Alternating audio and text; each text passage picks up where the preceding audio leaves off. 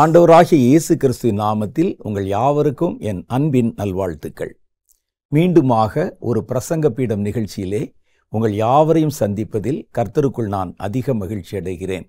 வாரந்தோறும் வாரத்தின் முதல் நாளில் தேவனுடைய சமூகத்திலே காத்திருந்து தேவனை துதிப்பதும் ஆராதனை செய்வதும் ஜெபிப்பதும் கர்த்தருடைய வார்த்தைகளை தியானிப்பதும் இந்த நிகழ்ச்சியின் மூலமாக தேவன் நமக்கு அருள் செய்து வருகிறார்.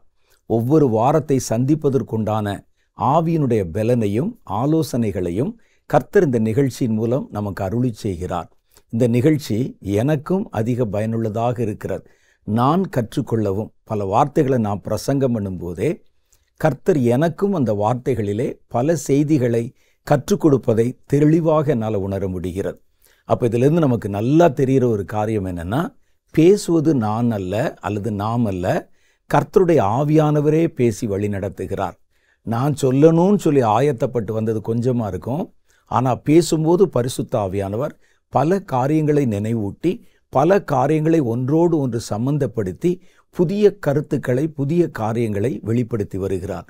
நானே நிறைய விஷயங்களை இந்த நிகழ்ச்சியின் மூலம் கற்றுக்கொள்ளுகிறேன். அதனால் இந்த நிகழ்ச்சியை நீங்கள் உன்னிப்பாக தொடர்ந்து கவனிக்கணும். கர்த்தர் அதன் மூலம் நமக்கு என்ன செய்தி சொல்ல வருகிறார் என்பதை நம்ம தெளிவாக அறிந்து கொள்ளணும். இந்த வாரமும் நமக்கு நல்ல ஒரு ஆராதனை நேரம் இருக்கிறது, ஒரு ஜெப நேரம் இருக்கிறது, ஒரு செய்தி நேரம் இருக்கிறது. கர்த்தரவைகள் ஒவ்வொன்றையும் நமக்கு ஆசீர்வதித்து தரணும். இப்போ முதல்ல நம்ம தேவனை கொஞ்ச நேரம் ஆராதனை செய்ய போகிறோம். இந்த ஆராதனை பகுதியை சென்னையில் உள்ள ரோஹித் ஸ்டுடியோஸ் சார்பிலே அன்பு சகோதரர் ஜாலி ஆபிரகாம் அவர்களுடைய பாடல்களை பயன்படுத்தி இருக்கிறோம். இந்த ஆராதனை பாடல்களை நீங்கள் கவனித்து கேட்கும் பொழுது மெய்யாகவே பரிசுத்த ஆவியினுடைய வல்லமையையும் தேவ தொடுதலையும் நம்மால் தெளிவாக உணர்ந்து கொள்ள முடியும். இப்போ நம்ம சில நிமிஷம் தேவனை ஆராதிக்கும் போது நீங்கள் கண்ணை மூடி ஆராதிக்கணும். தெரிந்த பாடல்தான், பாடல் தெரியாவிட்டால் கூட அதனுடைய வரிகளை கீழே நமக்கு தருவாங்க. நீங்களும் சேர்ந்து பாடி கர்த்தரை மகிமைப்படுத்தணும். வாங்க கர்த்தரை ஆராதிக்கலாம்.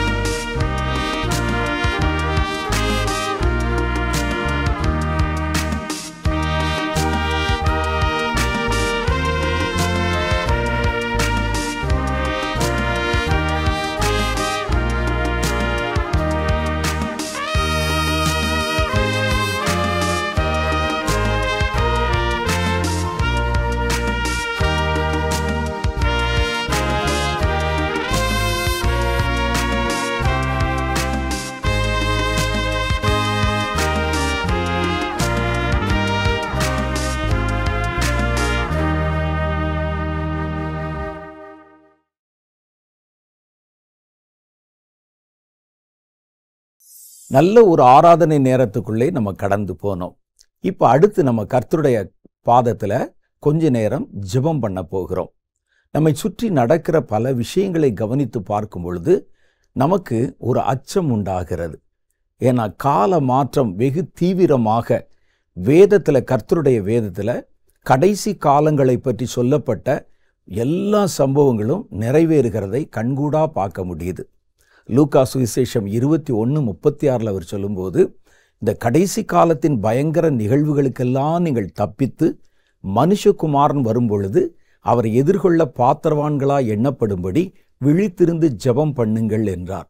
அதனால்தான் இந்த பகுதியில் நம்ம ஒவ்வொரு காரியத்தையும் குறிப்பிட்டு ஜெபம் பண்ணுகிறோம். குறிப்பாக இந்த கடைசி காலத்தில் நமக்கு வருகிற பயங்கரங்களில் ஒன்று என்னன்னு கேட்டால், தப்பான செய்திகள். நிறைய காரியங்களை, இல்லாத காரியங்களை இட்டுக்கட்டி, இந்த வதந்தின்னு சொல்லுவாங்க பாருங்க, வதந்தியை தீவிரமாய் பரவச் செய்கிறார்கள்.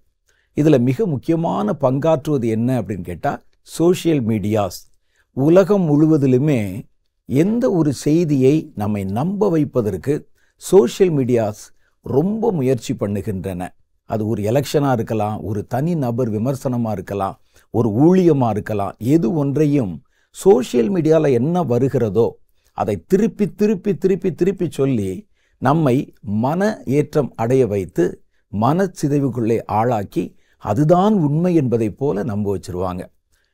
கர்த்தருடைய வேதத்தில் கடைசி காலத்தை குறித்து சொல்லப்பட்டிருக்கிற அடையாளத்தில் வதந்திகளை பற்றி ஒரு செய்தி இருக்கு.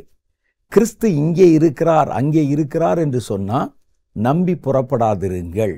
இன்னும் சிலர் கிறிஸ்து அங்கே வந்து விட்டார், அல்லது தேவனுடைய ஆவியானவர் இங்கே கிரியை செய்கிறார், வருகை வந்து விட்டது, இப்படிலாம் வதந்திகளை சொன்னால் நம்பாதீங்க. இந்த கடைசி காலத்தில் பிரதானமாக இன்றைக்கு எழும்பி இருக்கிற காரியம் வதந்தி. அதனால் இந்த விஷயத்தில் நம்ம ரொம்ப கவனமாக இருக்கணும். ஒரு சோஷியல் மீடியா சொல்லுது, சோஷியல் மீடியாக்கள் நல்லதை கெட்டதாகவும் கெட்டதை நல்லதாகவும் நம்முடைய மனதிலே ஒரு கருத்தேற்றம் செய்வதற்கு வாய்ப்புள்ள ஒரு மீடியா என்பதை மறந்துவிடக்கூடாது.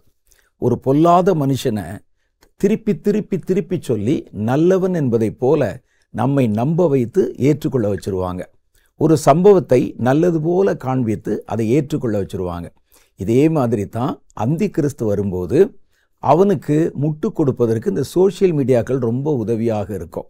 அவருடைய ஆட்சி இப்படி, இவருடைய ஆட்சி இப்படி, பார்த்தீங்களா விலைவாசி குறைந்து விட்டது, பார்த்தீங்களா இந்த பக்கத்தில் எல்லா பொருளும் எல்லா தேசத்துலையும் கிடைக்குது, எவ்வளோ பெரிய ஆட்சியாளர், முன்னெல்லாம் பார்த்தீங்கன்னா சண்டை சமாதானம் இல்லாமல் இருக்கும், இன்றைக்கி உலகம் முழுசையும் கட்டுப்பாட்டுக்குள்ளே வச்சிருக்கிறாரே அப்படின்னு சொல்லி அது நம்முடைய இருதயத்தை ஒரு கருத்தேற்றம் பண்ண வைப்பாங்க.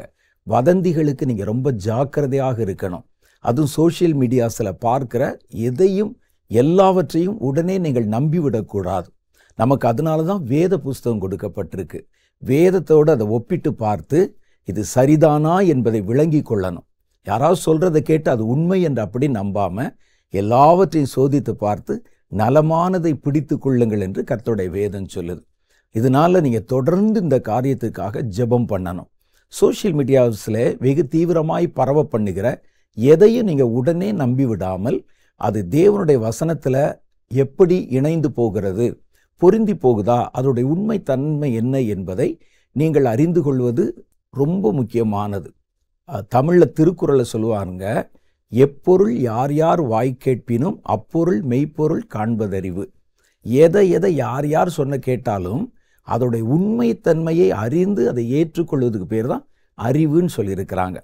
அதனால் தொடர்ந்து நீங்கள் சமூக வலைத்தளங்களை பயன்படுத்துவதில் கட்டுப்பாடாகவும் நிதானமாகவும் நம்ம செயல்படணும். ஏன்னா நம்ம தேவனுடைய பிள்ளைகள், நம்மை வழிநடத்த கர்த்தர் இருக்கிறார், ஆவியானவர் இருக்கிறார். ஆவியானவர் இந்த கடைசி நாட்களில் சார்ந்து வாழ்வது தான் நம்ம கரை திரை பிழை இல்லாமல் ரட்சிப்பையும் நம்முடைய விசுவாச கப்பலையும் சேதமில்லாமல் நடத்தி செல்ல உதவி செய்யும். வாங்க இப்போ நம்ம சில முக்கியமான காரியங்களுக்காக கர்த்தருடைய பாதத்தில் ஜெபம் பண்ண போகிறோம். ஜெபிக்கலாம் வாங்க.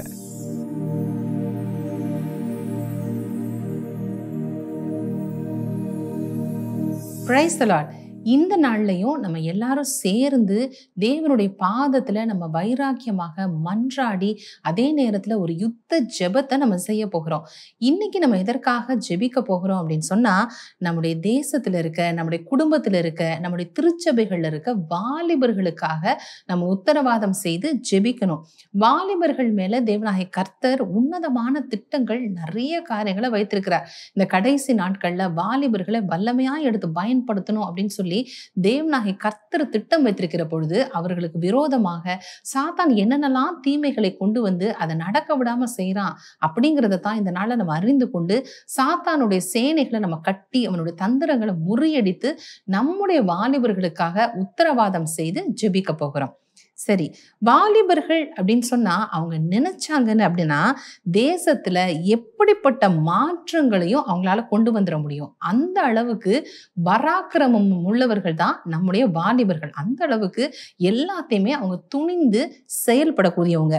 ஒரு காரியத்தை கையில எடுத்துட்டாங்க அப்படின்னு சொன்னா அது முடிக்கிற வரைக்குமாக அவங்க பின்வாங்கவே மாட்டாங்க. அதாவது எடுத்த காரியத்தை நிறைவேற்றி முடிக்கும் மட்டுமாக அவங்க போராடி கொண்டே இருப்பாங்க. அதுதான் வாலிபர்களுடைய ஒரு ஸ்பிரிட். அவங்க என்ன செய்வாங்கன்னா, செஞ்சு முடிச்சே ஆகணும் அப்படின்னு சொல்லி முழு மூச்சாக அவங்க கிரியை செய்யறவங்க. நம்முடைய தேசத்துல ஆரம்ப நாட்கள்ல உண்டான புரட்சிகளா இருக்கலாம், அதே போல மறுமலர்ச்சிகளா இருக்கலாம். இப்படி பல காரியங்கள் நம்ம ப்ரொட்டஸ்டோ இல்ல மறுமலர்ச்சிக்கான காரியங்களோ செயல்படுகிற பொழுது அந்த இடத்துல நல்லா பார்த்தோம் அப்படின்னு சொன்னா வாலிபர்களுடைய பங்கு கண்டிப்பாக அதுல இருந்திருக்கும். ஏன்னா அவங்கதான் எந்த ஒரு காரியத்தையுமே துணிந்து எல்லாவற்றையுமே செய்யக்கூடிய பராக்கிரமம் நிறைந்தவங்க. எதை குறித்தும் பயப்பட மாட்டாங்க. அது வாலிபர்களுக்கே உரிய ஒரு காரியம் அப்படின்னு சொல்லி நம்ம சொல்ல முடியும். வேதத்திலையும் பார்த்தோம் அப்படின்னு சொன்னா தேவனாகிய கர்த்தர் வாலிபர்கள்ல நிறைய பேரை கர்த்தர் சூஸ் பண்ணி அவங்க கர்த்தருக்காக பராக்கிரமமான கிரியைகளை, வல்லமையான காரியங்களை கர்த்தருக்குன்னு சாதித்திருக்கிறாங்க. அதுல ஒரு சிலர் நம்ம பார்க்கணும் அப்படின்னு சொன்னா, இளம் வாலிபனான தாவீதை நம்ம பார்க்கலாம். தாவீது ரொம்ப சின்ன வயசுல ஒரு இளைஞனாக இருந்த பொழுதே அவர் என்ன செஞ்சாரு அப்படின்னு சொன்னா, கோலியாத்தை முறியடிக்கணும். அது மட்டும்தான் அவருடைய டார்கெட்டா இருந்துச்சு. பக்கத்துல இருக்கிற நம்ம அரசியல்ல இருக்கிற எல்லாரும் இருக்கலாம், அவங்க பிரதர்ஸா இருக்கலாம், ஏன் ராஜாவே கூட தடைகளையோ மறுப்புகளோ சொன்னா கூட எதை பத்தியுமே அவருக்கு கவலைப்படாம அவருடைய டார்கெட் என்னன்னா, கர்த்தர் என் கூட இருக்கிறாரு, என்னால எதை வேணாலும் சாதிக்க முடியும் அப்படிங்கிற ஒரு வைராக்கியமும் பராக்கிரமும் நிறைந்தவங்க தான் வாலிபர்கள். அப்படிப்பட்டவராக தான் தாவீது தன்னுடைய இளமை பிராயத்துல கர்த்தருக்குன்னு வைராக்கியமாக நின்றார். அதே போல இன்னும் நிறைய பைபிள் எக்ஸாம்பிள் இருக்கிறாங்க. தானியேலாக இருக்கலாம், அதே போல யோசேப்பா இருக்கலாம், ஷாத்ராக், மேஷாக், ஆபேத்நேகோ, இவங்களெல்லாம் நம்ம பார்த்தோம் அப்படின்னு சொன்னா கர்த்தருக்கு அப்படின்னு சொல்லி வைராக்கியமாக தன்னுடைய வாழ்க்கையில நின்றவங்க. அரசாங்கமே அவர்களுக்கு விரோதமாக வந்தாலும், இவர்களுக்கு அகெயின்ஸ்டா நிறைய கட்டளைகளே பிறப்பிக்கப்பட்டாலும் எந்த இடத்துலையுமே அவங்க பின்வாங்காம தன்னுடைய வைராக்கியத்துல கர்த்தருக்காக நின்றாங்க. தன்னுடைய அந்நிய தேசமா இருந்தா கூட எந்த இடத்துலையுமே அவங்க பின்னிட்டு திரும்பல. அந்த இடத்துல நம்ம பார்த்தோம் அப்படின்னு சொன்னா 7 மடங்கு சூடாக்கப்பட்ட நெருப்பு சூளை, அதே போல அங்க லைன் இருக்கிற டென், இப்படி சொல்லி நிறைய காரியங்கள் வந்தாலும், போராட்டங்கள் வந்தாலும் கர்த்தருக்காக வைராக்கியமாக நின்ற வாலிபர்களை அந்த இடத்துல நம்ம பார்க்கிறோம். அப்ப இந்த கடைசி நாட்கள்லயும் கர்த்தர் வாலிப சேனைகளை எழுப்பணும் அப்படின்னு சொல்லி அவர்களை கொண்டு நிறைய காரியங்களை, தேவனுடைய திட்டங்களை நிறைவேற்றணும் அப்படின்னு சொல்லி உன்னதமான திட்டங்களையும் பங்கையும் இந்த கடைசி கால வாலிபர்களுக்கு அப்படின்னு சொல்லி கர்த்தர் நியமித்து வைத்திருக்கிறார். இந்த கடைசி காலத்துல ஒரு பிரத்யேகமான ஒரு ராஜரீக அபிஷேகம், இது வாலிபர்களுக்கே உரியது. அப்படிப்பட்ட ஒரு பிரத்யேகமான அபிஷேகத்தையும் ஒரு உன்னதமான பணியையும் இந்த வாலிப தலைமுறைக்கு அப்படின்னு சொல்லி கர்த்தர் தம்முடைய ஆதீனத்துல பிளான் பண்ணி திட்டமிட்டு வைத்திருக்கிறார்.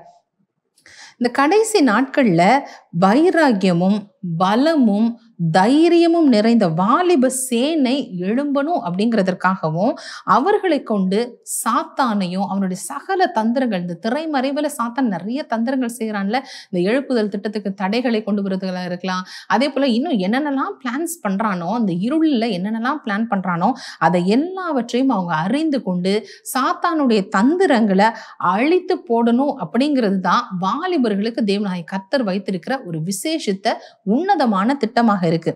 அது மாத்திரமல்ல, வாலிபர்களுக்கு அப்படின்னு சொல்லி இந்த கடைசி நாட்கள்ல நிறைய வாக்கு தத்தங்களை கர்த்தர் கொடுத்து வைத்திருக்கிறார். அதுல நம்ம பார்க்கணும் அப்படின்னு சொன்னா 1 யோவான் 2ஆம் அதிகாரம் 13ஆம் வசனம். இதுல நீங்க பார்த்தீங்கன்னு சொன்னா, வாலிபரே பொல்லாங்கனை ஜெயித்ததினால் உங்களுக்கு எழுதுகிறேன் அப்படின்னு சொல்லி சொல்றாரு. அப்படின்னா ஒரு யுத்த சேனை, சாத்தானை நேருக்கு நேராக போராடி ஜெயிக்கிற ஒரு யுத்த சேனை, அதுதான் அந்த வாலிப சேனை. அதுதான் அவர்களுக்கென்று தேவனாகிய கர்த்தர் நியமித்திருக்கிற ஒரு ஊழியமாக இருக்கு.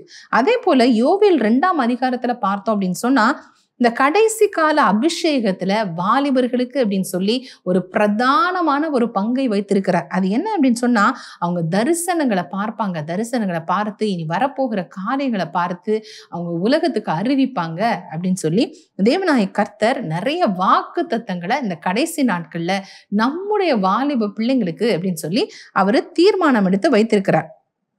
வாலிபர்கள் அப்படின்னு சொன்னா அவங்க எப்படிப்பட்டவங்க அப்படின்னு சொல்லி நம்ம தெரிந்து கொள்ளணும்னா, அவங்க ஒரு சித்திரம் தீர்த்த மூளை கற்கள் போலவும் பலவான் கையில் உள்ள ஒரு பராக்கிரமம் உள்ள அம்புகளுக்கும் ஒப்பானவர்கள் தான் நம்முடைய வாலிபர்கள். அப்படிதான் அவங்கள குறித்து வேதத்துல கர்த்தர் எழுதி வைத்திருக்கிறத நம்ம பார்க்கிறோம். பலவான் கையில் உள்ள அம்புகளாம். அப்ப எந்த அளவுக்கு அவங்க ஸ்ட்ராங்கா இருப்பாங்கன்னு பாருங்களேன். அப்படிப்பட்ட ஒரு வாலிப தலைமுறை. இவங்களை வச்சுதான் இந்த எழுப்புதல் திட்டத்துக்கு ஒரு பெரிய அஸ்திபாரம் போடணும் அப்படின்னு சொல்லி கர்த்தர் நம்முடைய வாலிபர்களை குறித்து திட்டம் வைத்திருக்கிறார். தேவனுடைய ராஜரீக திட்டம், அதாவது ஒரு மகுடம் அப்படின்னே சொல்லலாம், ஒரு கிரீடம் அப்படின்னே சொல்லலாம். அதுதான் எழுப்புதல் திட்டம். அப்ப இந்த எழுப்புதல் திட்டத்துக்கு பாதைகளை அமைக்கிறதுக்கும், அந்த எழுப்புதல் திட்டம் வரணும் அப்படின்னு சொன்னா அதற்கென்ற பாதை செவ்வைப்படுத்தப்படணும்ல. யோவான் ஸ்நானகனுடைய பணி அதுதான் இருந்துச்சு.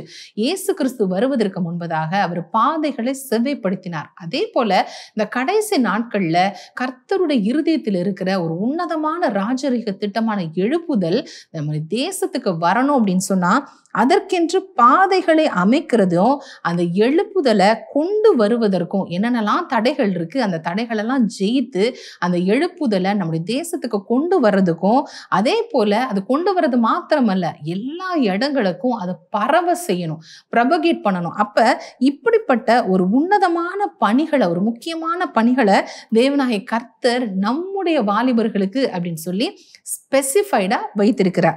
இந்த உலகத்தின் அதிபதியான சாத்தான், இந்த உலகத்தின் அதிபதி சாத்தான் இல்லையா, அவனை எதிர்த்து யுத்தம் செய்யவும் சாத்தானுடைய மறைவான தந்திரங்கள் வெளியே எங்கேயுமே தெரியாது, அது ஒரு இருளின் ஆதிக்கத்துல அவனுடைய பிளான்ஸ் இந்த மாதிரி எல்லாம் நம்ம செய்யணும் அப்படின்னு சொல்லி அவன் செய்கிற எல்லா மறைவான தந்திரங்களையும் கண்டறிந்து அவனுக்கு எதிராக பட்டயங்களை உருவுகிற கடைசி கால யுத்த தலைமுறைகளாக நம்முடைய வாலிபர்களை பயன்படுத்தணும் அப்படின்னு சொல்லி தேவனாகிய கர்த்தர் சித்தம் வைத்திருக்கிறார், திட்டம் வைத்திருக்கிறார். இதுதான் நம்முடைய குடும்பத்துல இருக்க, நம்முடைய திருச்சபைகள்ல இருக்க வாலிபர்களை குறித்த தேவ சித்தமாக இருக்கு.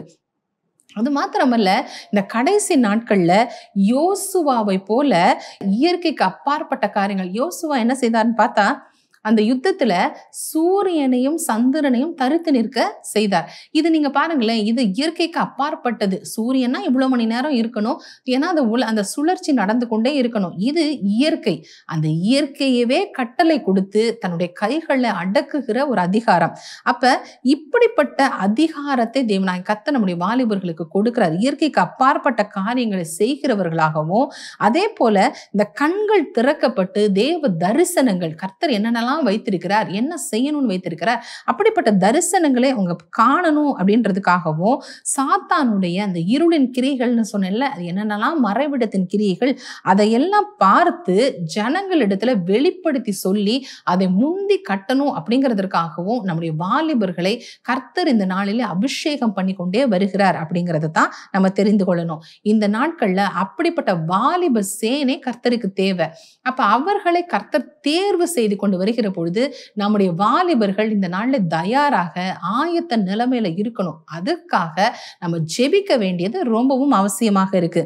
இதற்கு எதிராக வாலிபர்கள் எழும்பிடக்கூடாது. ஏன்னா இவ்வளவு உன்னதமான பணிகள் நான் சொன்னேன்ல என்னென்னலாம் இருக்கு அப்படின்னு சொல்லி சாத்தானை எதிர்க்கிற ஒரு உன்னதமான பணி. அப்ப இப்படிப்பட்ட இந்த ராஜரீக பணிக்கு அப்படின்னு சொல்லி நம்முடைய வாலிபர்கள் எழும்பிடக்கூடாது அப்படின்னு சொல்லி சாத்தான் இந்த நாட்கள்ல பல வழிகள்ல கிரியை செய்து கொண்டே வருகிறான். வாலிபர்களை பல காரியங்களுக்கு அடிமைப்படுத்தி அப்படி கட்டி வைத்திருக்கிறான் அப்படின்னே நம்ம சொல்லலாம். என்னென்னலாம் காரியங்கள்ல வாலிபர்கள் இந்த நாள்ல கட்டப்பட்டிருக்கிறாங்க அப்படின்னு நம்ம பார்க்கணும்னு சொன்னா நிறைய இருக்கு. ஒரு சில காரியங்கள் என்னன்னா, இரவு பகல் அப்படின்னு சொல்லி பார்க்காம இது டேயா நைட்டா அப்படின்னே தெரியாத அளவுக்கு பல மணி நேரங்கள் அப்படியே வீடியோஸ் பார்க்கறதும், இன்டர்நெட்ல உட்கார்ந்துருக்கிறதும், அதே போல ஆன்லைன் கேம்ஸ் விளையாடுறதும், அதுக்கு ஒரு அடிக்ட் மாதிரியே இருக்கிறாங்க. அவங்க சாப்பிட கூட எழுந்து போறதில்ல. 24 மணி நேரமும் இன்டர்நெட்டுக்கு முன்னாலேயே உட்கார்ந்து ஆன்லைன் கேம்ஸ்ல உட்கார்ந்து நேரங்களை அப்படியே விரயம் செய்கிறத பார்க்கிறோம். இன்னும் நிறைய இந்த டிவி ஷோஸ், அது ஒன்றுக்குமே உதவாத ஒரு டிவி ஷோஸ், அதை வச்சு பல மணி நேரங்கள் அதுல தேவையற்ற காரியங்கள்ல அவங்க அப்படி ஈடுபட்டு ஆக மொத்தத்துல அவங்க என்ன செய்யறாங்க அப்படின்னு சொன்னா, பல மணி நேரங்களை அப்படி விரயம் செய்யறாங்க. இதுதான் சாத்தானுடைய தந்திரம். நேரங்களை விரயம் செய்ய வைக்கிறதுக்கு, அதை வேஸ்ட் பண்ண வைக்கிறது. ஏன்னா நேரம் அதிகமா இருந்துச்சு, காலம் இருந்துச்சு அப்படின்னு சொன்னா சாத்தானுக்கு எதிராக என்னென்னலாம் பண்ணலாம் அப்படின்னு சொல்லி அவங்க டார்கெட் பண்ணி கிரியை செய்ய ஆரம்பிச்சிருவாங்க. அவங்களுடைய ஓட்டம் துவங்கிரும். அதனால சாத்தான் தந்திரமாக இப்படிப்பட்ட காரியங்களை வாலிபர்கள் நடுவில் அப்படியே ஒரு வலையை தூவுற மாதிரி தூவி அப்படியே என்ன செய்யறான், கட்டி வைத்திருக்கிறத நம்ம பார்க்கிறோம். தரிசனம் பார்க்க வேண்டிய கண்களை சாத்தான் இந்த நாட்கள்ல குருடாக்கி வைத்திருக்கிறான். எதுவுமே பார்க்க முடியாத அளவுக்கு தேவனாய் கர்த்தர் உன்னதமான பணியை கர்த்தர் வைத்திருக்கிறார். ஆனா கண்களை குருட்டாட்டம் பிடிக்க பண்ணி ஒன்றுமே தெரியாத அளவுக்கு உலகத்திற்கு அடிமைப்படுத்தி வைத்திருக்கிறத நம்ம பார்க்கிறோம். அப்ப இப்படிப்பட்ட அந்த கண் சொருகி போன மந்தமான நிலைமையில் இருக்கிற வாலிபர்கள் கர்த்தருக்கென்று எப்படி வைராக்கியமான காரியங்களை சாதிக்க முடியும்? யோசிச்சு பாருங்களேன். அப்ப சாத்தான் தன்னுடைய திட்டத்துல நிறைய இடத்துல வெற்றி கொண்டே வருகிறான் அப்படிங்கிறது தான் இந்த இடத்துல நம்ம கவனிக்கணும். இன்னும் அதிகமாக ஆன்லைன்ல பல மணி நேரங்கள் ஸ்பெண்ட் பண்றாங்கன்னு சொன்னேன்ல, அதுல குறிப்பாக முகம் தெரியாத யாரோ ஒரு தேசத்துல இல்ல எங்கேயோ இருக்கிற யாருன்னே தெரியாத அறிமுகம் இல்லாத நபர்களோட பல மணி நேரங்கள் அப்படி சேட்டிங் பண்றது, அவங்களோட உட்கார்ந்து பேசிக்கொண்டே இருக்கிறது. அதை விட இன்னும் அசுத்தமான பாலியல் பாவங்களுக்கு அப்படியே அடிமைப்படுறது. அது வெளியவே சொல்ல முடியாத அளவுக்கு ரொம்ப அருவருப்பான இச்சைகளுக்கு அடிமைப்பட்டவர்களாக இந்த நாட்கள்ல வாலிபர்கள் இருக்கிறத நம்ம பார்க்கிறோம். ரொம்ப உல்லாசமாக வாழணும் அப்படிங்கிறதையும், நினைத்ததை எல்லாம் சாதிக்கணும், நம்ம என்ன நினைக்கிறோமோ அதை அப்படியே செய்யணும் அப்படிங்கிற மாதிரி ஒரு நிலை இந்த நாட்கள்ல, அப்படிப்பட்ட ஒரு மென்டாலிட்டி நம்முடைய தேசத்துல வாலிபர்கள் நடுவுல அப்படி பரவிக்கொண்டே வருகிறது அப்படிங்கிறத தான் நம்ம பார்க்கணும். அப்ப இதற்காக நம்ம என்ன வேணாலும் செய்யலாம் அப்படின்னு சொல்லி எக்ஸ்ட்ரீம் மனநிலையில வாலிபர்கள் இந்த நாட்கள்ல இருந்து கொண்டிருக்கிறது நம்முடைய தேசத்திற்கும் நம்முடைய வாலிப தலைமுறைக்கும் ரொம்ப ஆபத்தாக இருக்கு. அப்ப இப்படி வாலிபர்களை அடிமைப்படுத்தி தேவனுக்கும் தேசத்துக்கும் தன்னுடைய சொந்த குடும்பத்திற்கும், ஏன் அவங்களுக்குமே கூட பிரயோஜனம் இல்லாத அளவுக்கு, பயன்பட முடியாத அளவுக்கு என்ன செய்யறான் அப்படின்னு சொன்னா, வாலிப தலைமுறைகளை சாத்தான் இந்த நாட்கள்ல பல விதங்கள்ல கெடுத்து கொண்டே வருகிறான், அடிமைப்படுத்தி கொண்டே வருகிறான், குருட்டாட்டம் பிடித்து கொண்டே வருகிறான் அப்படின்றதான் இந்த இடத்துல நம்ம தேவ பிள்ளைகள் கவனிக்கணும். அப்ப தேவன் வாலிபர்களை குறித்து ஒரு உன்னதமான பெரிய திட்டங்களை வைத்திருக்கிற பொழுது அவர்களை இந்த மாதிரி அசுத்தப்படுத்தி உலகத்திற்கு அடிமைப்படுத்தி வைத்துட்டான் அப்படின்னு சொன்னா தேவனாகிய கர்த்தர் அவர்களை எடுத்து பயன்படுத்த முடியாது.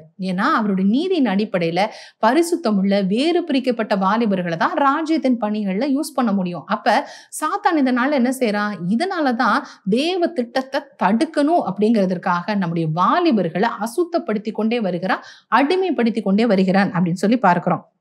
அப்ப இந்த நாட்கள்ல இதற்கென்று சாத்தான் ரொம்ப தீவிரமாக எல்லா இடங்களிலையும் அவன் கிரியை செய்து கொண்டு வருகிறான். நம்ம கொஞ்சம் பார்த்தோம் அப்படின்னு சொன்னா எல்லா இடங்கள்லயும் சாத்தானுடைய ஆதிக்கமும் தீவிரமான கிரியைகளையும் நம்மால பார்க்க முடியும். அப்ப இந்த கடைசி நாட்கள்ல தேவ பிள்ளைகளான நாம எழுந்து சாத்தானுடைய செயல்களை நம்ம கட்டி வைராக்கியமாக யுத்தம் செய்து ஜெபிக்க வேண்டியது அவசியம். ஏன்னா நம்ம இந்த கடைசி கால வாலிப சேனை தேவனுக்கு தேவை. அதனால சாத்தான் இந்த நாட்கள வாலிபர்களை கரைப்படுத்தி கொண்டு வருகிறதையும் அசுத்தப்படுத்தி ஒன்றுக்கும் உதவாதவர்களாக மாற்றிக்கொண்டு வருகிறத பார்க்கிறோம். இதை பார்க்கிற தேவ பிள்ளைகளான நாம சும்மா இருக்கலாமா?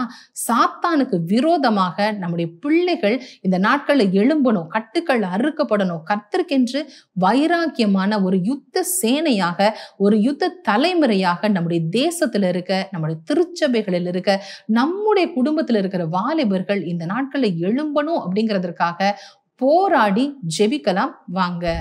நம்ம முதல் காரியமாக மன்றாடி ஜெபிக்க வேண்டியது ஒரு காரியம் என்ன அப்படின்னு சொன்னா, நம்முடைய வாலிபர்கள் இந்த நாட்கள்ல பாவங்களுக்கும் இச்சைகளுக்கும் அடிமைப்பட்டு அதற்கு கீழாக கட்டப்பட்டிருக்கிறத நம்ம பார்க்கிறோம்.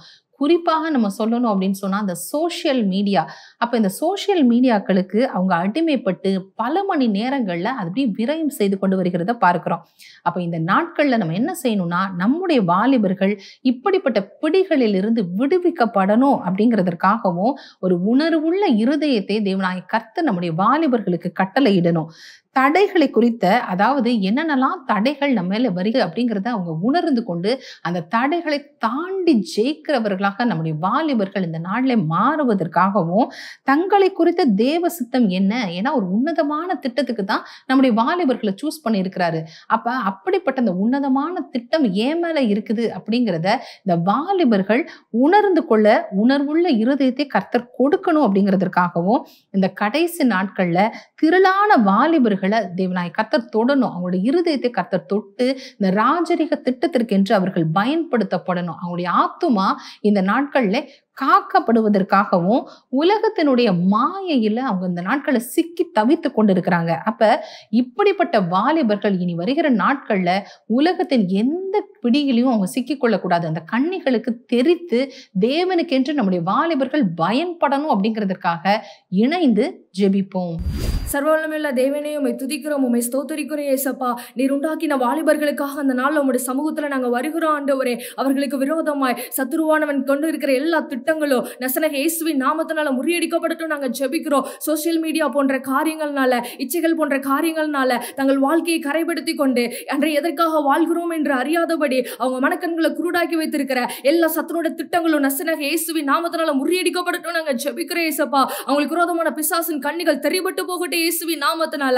பிசாசனுடைய எல்லா திட்டங்களும் நிர்மூலமாகட்டும் ஆண்டவரே. அதற்காக பயன்படுத்தப்படுகிற மனிதர்களுடைய கிரியைகள் அழிக்கப்படட்டும் நாங்க ஜெபிக்கிறோம் ஆண்டவரே. வாலிபர்கள் உங்க கரங்களை நாங்க ஒப்பு கொடுத்து நாங்க ஜெபிக்கிறோம் ஏசப்பா. அவங்க மெய்யான தெய்வத்தை அறிந்து கொள்ளணும் ஆண்டவரே. அவங்க வாழ்க்கையில கர்த்தருடைய வெளிச்சம் கடந்து வரட்டும் நாங்க ஜெபிக்கிறோம் ஏசப்பா. எதற்காக படைக்கப்பட்டோம் என்பதை அவர்கள் உணரும்படியா கர்த்தர் தாமே அவங்க இருதயங்களை தொட வேண்டுமாய் நாங்க ஜெபிக்கிறோம் ஏசப்பா. உன் பக்கமா இழுத்துக் கொள்ளுங்க ஆண்டவரே. நீங்க சொல்லிருக்கிறீங்க வாலிபர்கள் பலவான் கையுள்ள அம்புகள் நீங்க சொல்லிருக்கீங்களே ஆண்டவரே. ஒவ்வொருவரையும் உங்களுடைய அம்புகளாய் நீங்க பயன்படுத்தணும் நாங்க ஜெபிக்கிறோம். உங்களுடைய சித்தத்திற்கு எடுத்து பயன்படுத்தணும் நாங்க ஜெபிக்கிறோம் ஏசப்பா. அவங்க மேல கர்த்தர் வாக்கு பண்ணிருக்கிற வாக்குத்தத்தங்களை நிறைவேற பண்ணுங்க. தீர்க்க தரிசனங்களை நிறைவேற பண்ணுங்க ஆண்டவரே. கர்த்தர் தாமே ஒவ்வொரு வாலிபர்களையும் பொறுப்பெடுத்து உங்களுடைய சித்தத்தின்படி பயன்படுத்த வேண்டுமாய் நாங்க ஜெபிக்கிறோம். உங்க கரங்களை நாங்க ஒப்பு கொடுத்து ஜெபிக்கிறோம். இயேசு கிறிஸ்துவின் நாமத்தினால் ஜெபிக்கிறோம் நல்ல பிதாவே, ஆமென். இரண்டாவது காரியமாக நம்ம மன்றாடி ஜெபிக்க வேண்டியது எதற்காக அப்படின்னு சொன்னா, சாத்தானுடைய கிரியைகளை அழிக்கணும் அப்படிங்கிறதுக்காக தான் தேவனாகிய கர்த்தர் இந்த நாட்கள்ல, இந்த கடைசி நாட்கள்ல வாலிப தலைமுறைகளை எடுத்து பயன்படுத்தணும் அப்படின்னு சொல்லி திட்டம் வைத்திருக்கிறார். அப்ப இந்த திட்டத்தை தடை செய்யணும் அப்படின்னு சொல்லி சாத்தான் பல விதங்கள்ல அவங்க தந்திரம் செய்யறதை நம்ம பார்க்கிறோம். அப்ப இப்படிப்பட்ட சாத்தானுடைய தந்திரங்கள் முறியடிக்கப்படணும், கட்டப்படணும் அப்படிங்கிறதற்காகவும் வாலிபர்கள் தேவனுக்கென்று வைராக்கியம் உள்ள சேனையாக கடைசி கால தலைமுறையாக எழுந்து, அதாவது குறிப்பாக ஒரு யுத்த தலைமுறையாக எழுந்து கர்த்தருக்கென்று காரியங்களை சாதிக்க வேணும் அப்படிங்கிறதற்காகவும், அதே போல இந்த வேதத்துல பார்த்தோம் அப்படின்னு சொன்னா பிணைக்காசை நம்ம பார்க்கலாம். அப்படிப்பட்ட பிணைக்காசை போல வைராக்கியம் உள்ள, கர்த்தருக்கு அப்படின்னு சொன்னா எதை வேணாலும் சாதிக்கலாம் அப்படிங்கிற வைராக்கியம் உள்ள கடைசி கால பிணைக்காஸ் இந்த நாட்கள்ல எழும்பணும். அப்படிப்பட்ட வைராக்கியம் நம்முடைய வாலிபர்களுடைய உள்ளத்துல இந்த நாட்கள்ல கர்த்தர் கொடுக்கணும் அப்படிங்கிறதுக்காகவும், தேசத்துல நடக்கிற பொல்லாத கிரிகள், எங்கெங்கெல்லாம் சாத்தானுடைய பொல்லாத கிரிகள் இருக்கு, அவனுடைய தந்திரங்கள் இருக்கு அப்படிங்கிறத பார்க்கிற பொழுது தேவ பிள்ளைகளான அந்த கடைசிக்கான வாலிபர்கள் வைராக்கியமாக எழுந்து சாத்தானுடைய திட்டங்களை அழித்து போடுவதற்காகவும், இந்த யுத்த தலைமுறை கர்த்தருக்கென்று எழும்பி தேவ சித்தத்தை அப்படியே இந்த பூலோகத்துல நிறைவேற்றுவதற்காகவும் நம்ம யாவரும் இணைந்து வைராக்கியமாக போராடி ஜெபிப்போம். சர்வ வல்லமையுள்ள எங்கள் தேவனாகிய கர்த்தாவே, நாங்கள் வாலிபர்களை கர்த்தருடைய கரத்துல ஒப்பு கொடுத்து ஜெபிக்கிறோம். ஆண்டவரே, இந்த கடைசி காலத்துல கர்த்தர் வாலிபர்களை பயன்படுத்த திட்டம் வைத்திருக்கிறீர் என்பதை அறிந்து ஆண்டவரே அவர்களுக்கு விரோதமாக சத்துரு செய்கிற சாத்தான் செய்கிற பலவிதமான தீமையான திட்டங்களுக்காய் நாங்கள் ஜெபிக்கிறோம். ஆண்டவரே அவர்கள் பரிசுத்தத்தை விட்டு விலகவும், ஆண்டவரே தகப்பனை அவர்கள் தேவ சித்தம் செய்ய முடியாதபடி அவர்கள் மனங்களை குழப்பவும், ஆண்டவரே தகப்பனை தடுமாற பண்ணுகிற சகல சாத்தானுடைய கிரியைகள் அழிக்கப்பட நாங்கள் ஜெபிக்கிறோம். ஆண்டவரே அப்பா, வாலிபர்கள் வைராக்கியமாய் தேவனுக்கென்று எழும்பவும், ஆண்டவரே தேவனுடைய சித்தத்தை ஆண்டவரே இந்த பூமியில செய்ய கர்த்தர் வாலிபர்களை பயன்படுத்த பலப்படுத்த நாங்கள் ஜெபிக்கிறோம். ஆண்டவரே பிணக்காசை போல ஆண்டவரே தேசத்துல தீமைகளை காணும் போது வாலிபர்கள் எழும்பி ஆண்டவரே தகப்பனே அந்த தீமைகள் எல்லாம் அழித்து போடத்தக்கதாக தேசத்துல ஆண்டவரே வருகிற எல்லா விதமான தீமைகளையும் அழித்து போட ஆண்டவரே தேசத்துல ஆண்டவரே வாலிபர்களை கர்த்தர் வல்லமையாய் எடுத்து பயன்படுத்த நாங்கள் ஜெபிக்கிறோம். ஆண்டவரே கர்த்தர் வாக்குத்தத்தம் பண்ணின தம்முடைய ஆண்டவரே யுத்த தலைமுறைய வாலிபர்கள் நடுவில் இருந்து திரளாய் எழுப்பி கொடுக்க நாங்கள் ஜெபிக்கிறோம். அப்பா ஆண்டவரே வாலிபர்களை ஒப்பு கொடுக்கிறோம், மனங்களை ஒப்பு கொடுக்கிறோம், ஆண்டவரே நினைவுகளை ஒப்பு கொடுக்கிறோம். அவர்கள் பரிசுத்தம் காக்கப்பட ஜெபிக்கிறோம். ஆண்டவரே அவர்களை என்ன நோக்கத்துக்காக கர்த்தர் எழுப்பினீரோ ஆண்டவரே சாத்தானுடைய கிரியைகளை அழிக்கும்படிக்கு எழுப்பினீரே அது அவர்கள் மேல் பூரணமாய் நிறைவேற ஜெபிக்கிறோம். கர்த்தர் அப்படியே செய்ய போகிற நல்ல கிருபைக்காய் துதிக்கிறோம். இயேசு கிறிஸ்துவின் நாமத்தில் ஜெபிக்கிறோம் எங்கள் நல்ல பிதாவே. ஆமேன், ஆமேன். நல்ல ஒரு ஜெப நேரத்துக்குள் கர்த்தர் நம்மை அழைத்து சென்றார். ஒரு வாரத்துல முதல் நாள்ல நம்ம சில முக்கியமான காரியங்களை கர்த்தர் பேசி சொன்ன எச்சரிக்கையின் காரியங்களை வைத்து தியானித்து அதற்காக ஜெபம் பண்ணி இருக்கிறோம். இது ஒரு வாரத்துல ஒரு நாள் மாத்திரம் பண்றதோடு நின்று விடாமல் நீங்க இந்த மாதிரி ஜெப குறிப்புகள் எல்லாம் எழுதி வைத்து கொண்டு தொடர்ந்து உங்களுடைய ஜெபத்திலே ஜெபிக்க வேண்டும். தொடர்ந்து ஜெபிக்க ஜெபிக்க ஜெபிக்கத்தான் ஒரு காரியத்துல ஜெயத்தை நம்மால பார்க்க முடியும். சரி, இந்த நாள்ல அடுத்து நம்ம கர்த்தருடைய வார்த்தைக்குள்ளே கடந்து போக போறோம்.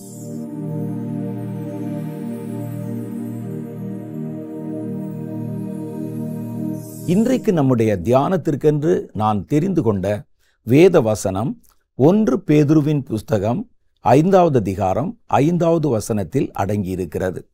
5:5 என்ன சொல்லுது? 1 பேதுருல, அந்தப்படி இளைஞரே மூப்பருக்கு கீழ்ப்படியுங்கள்.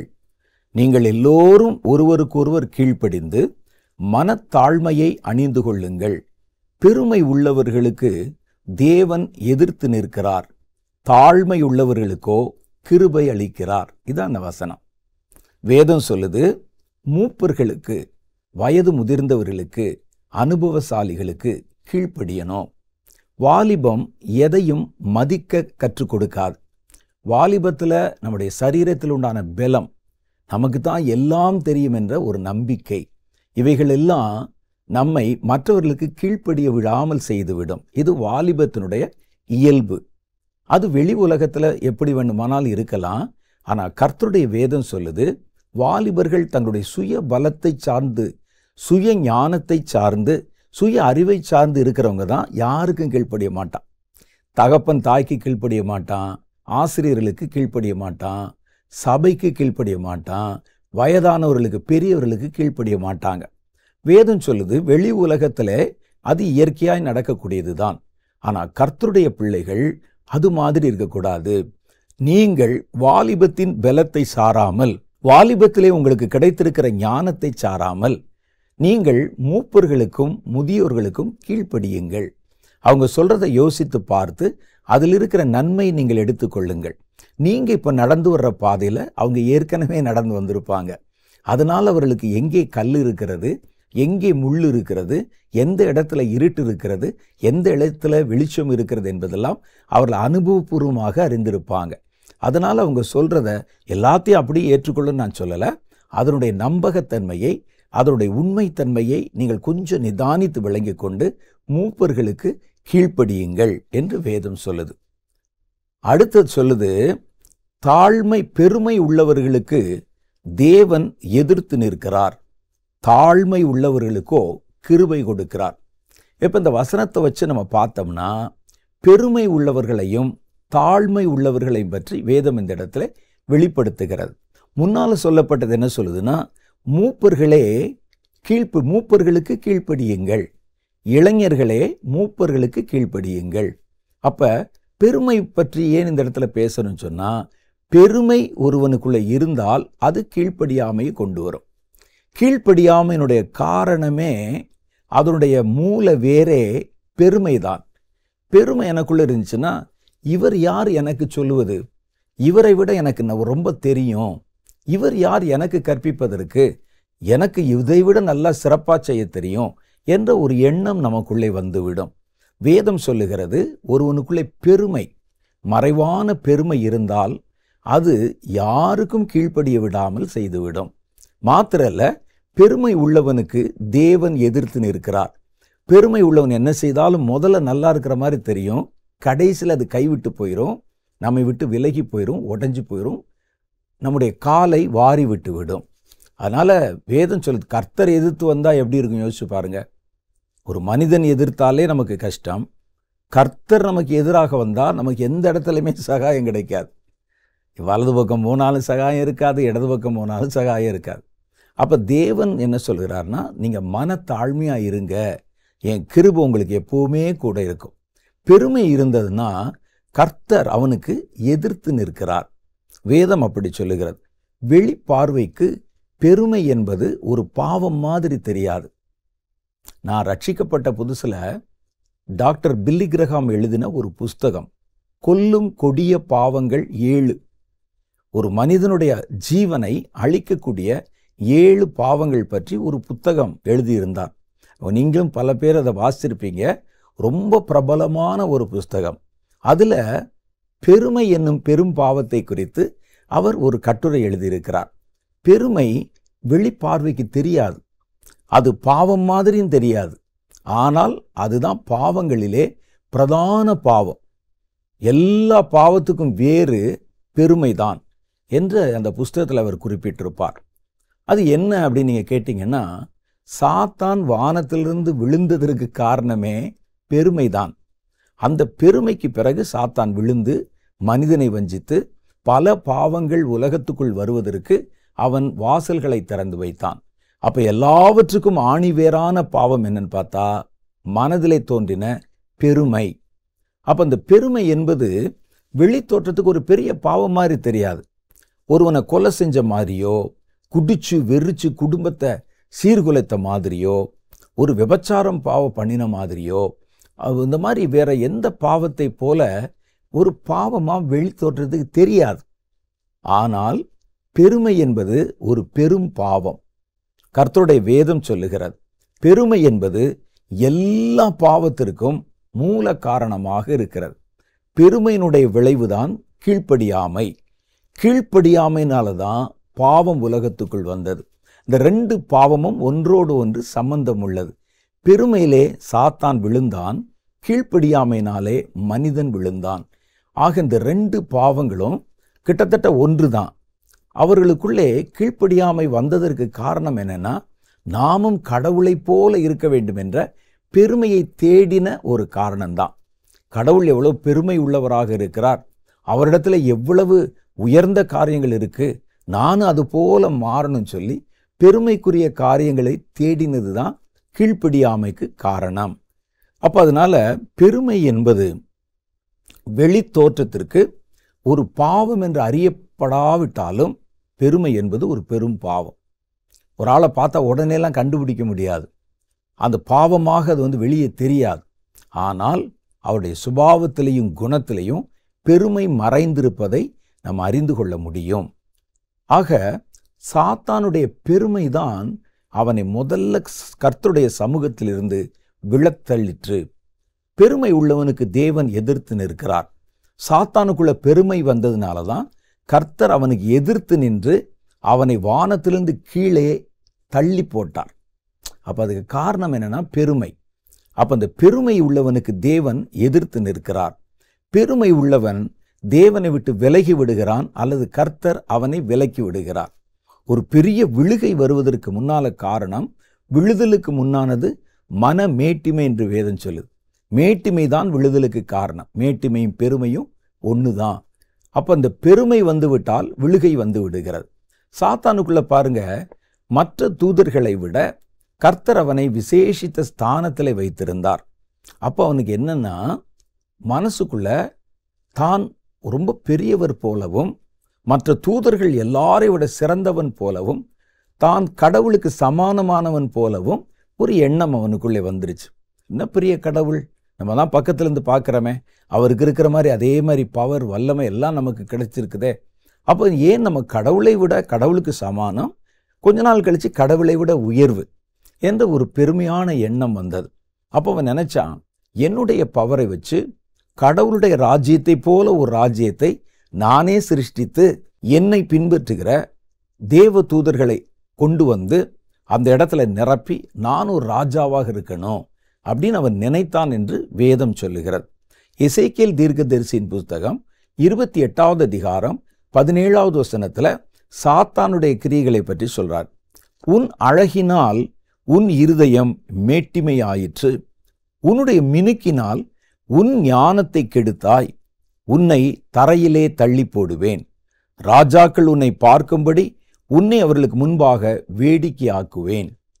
கர்த்தர் அவனை பார்த்து சொல்றார், நீ உன் அழகுனால, உன்னுடைய மினுக்குனால மனசுக்குள்ள நான் பெரியவன் என்கிற ஒரு உணர்வு, ஒரு பெருமை, இந்த பெருமை நிமித்தம் நான் உன்னை தரையிலே தள்ளி போடுவேன்.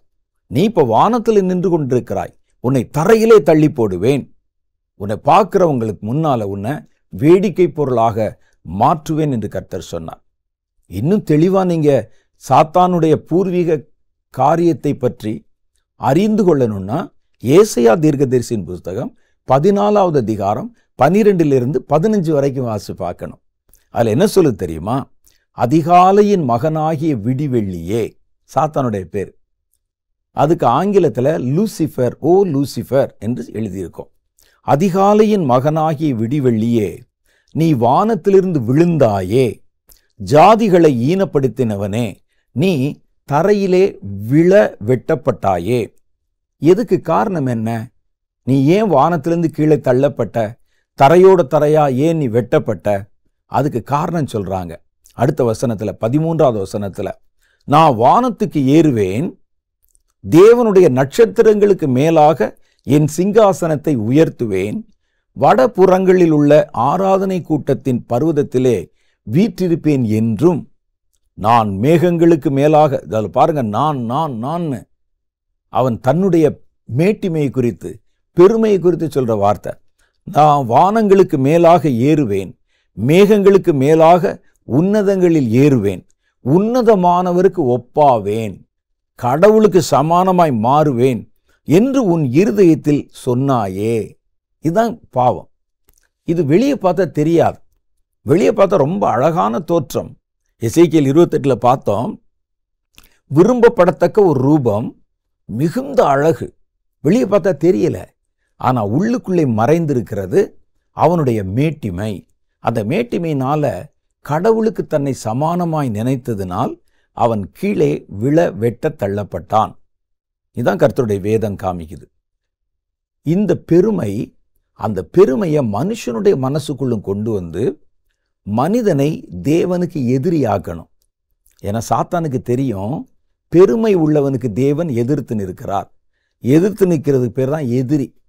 கடவுளை மனிதனுக்கு எதிரியா மாற்றணும்னா மனுஷனுக்குள்ள ஒரு தற்பெருமையை உண்டு பண்ண வேண்டும்.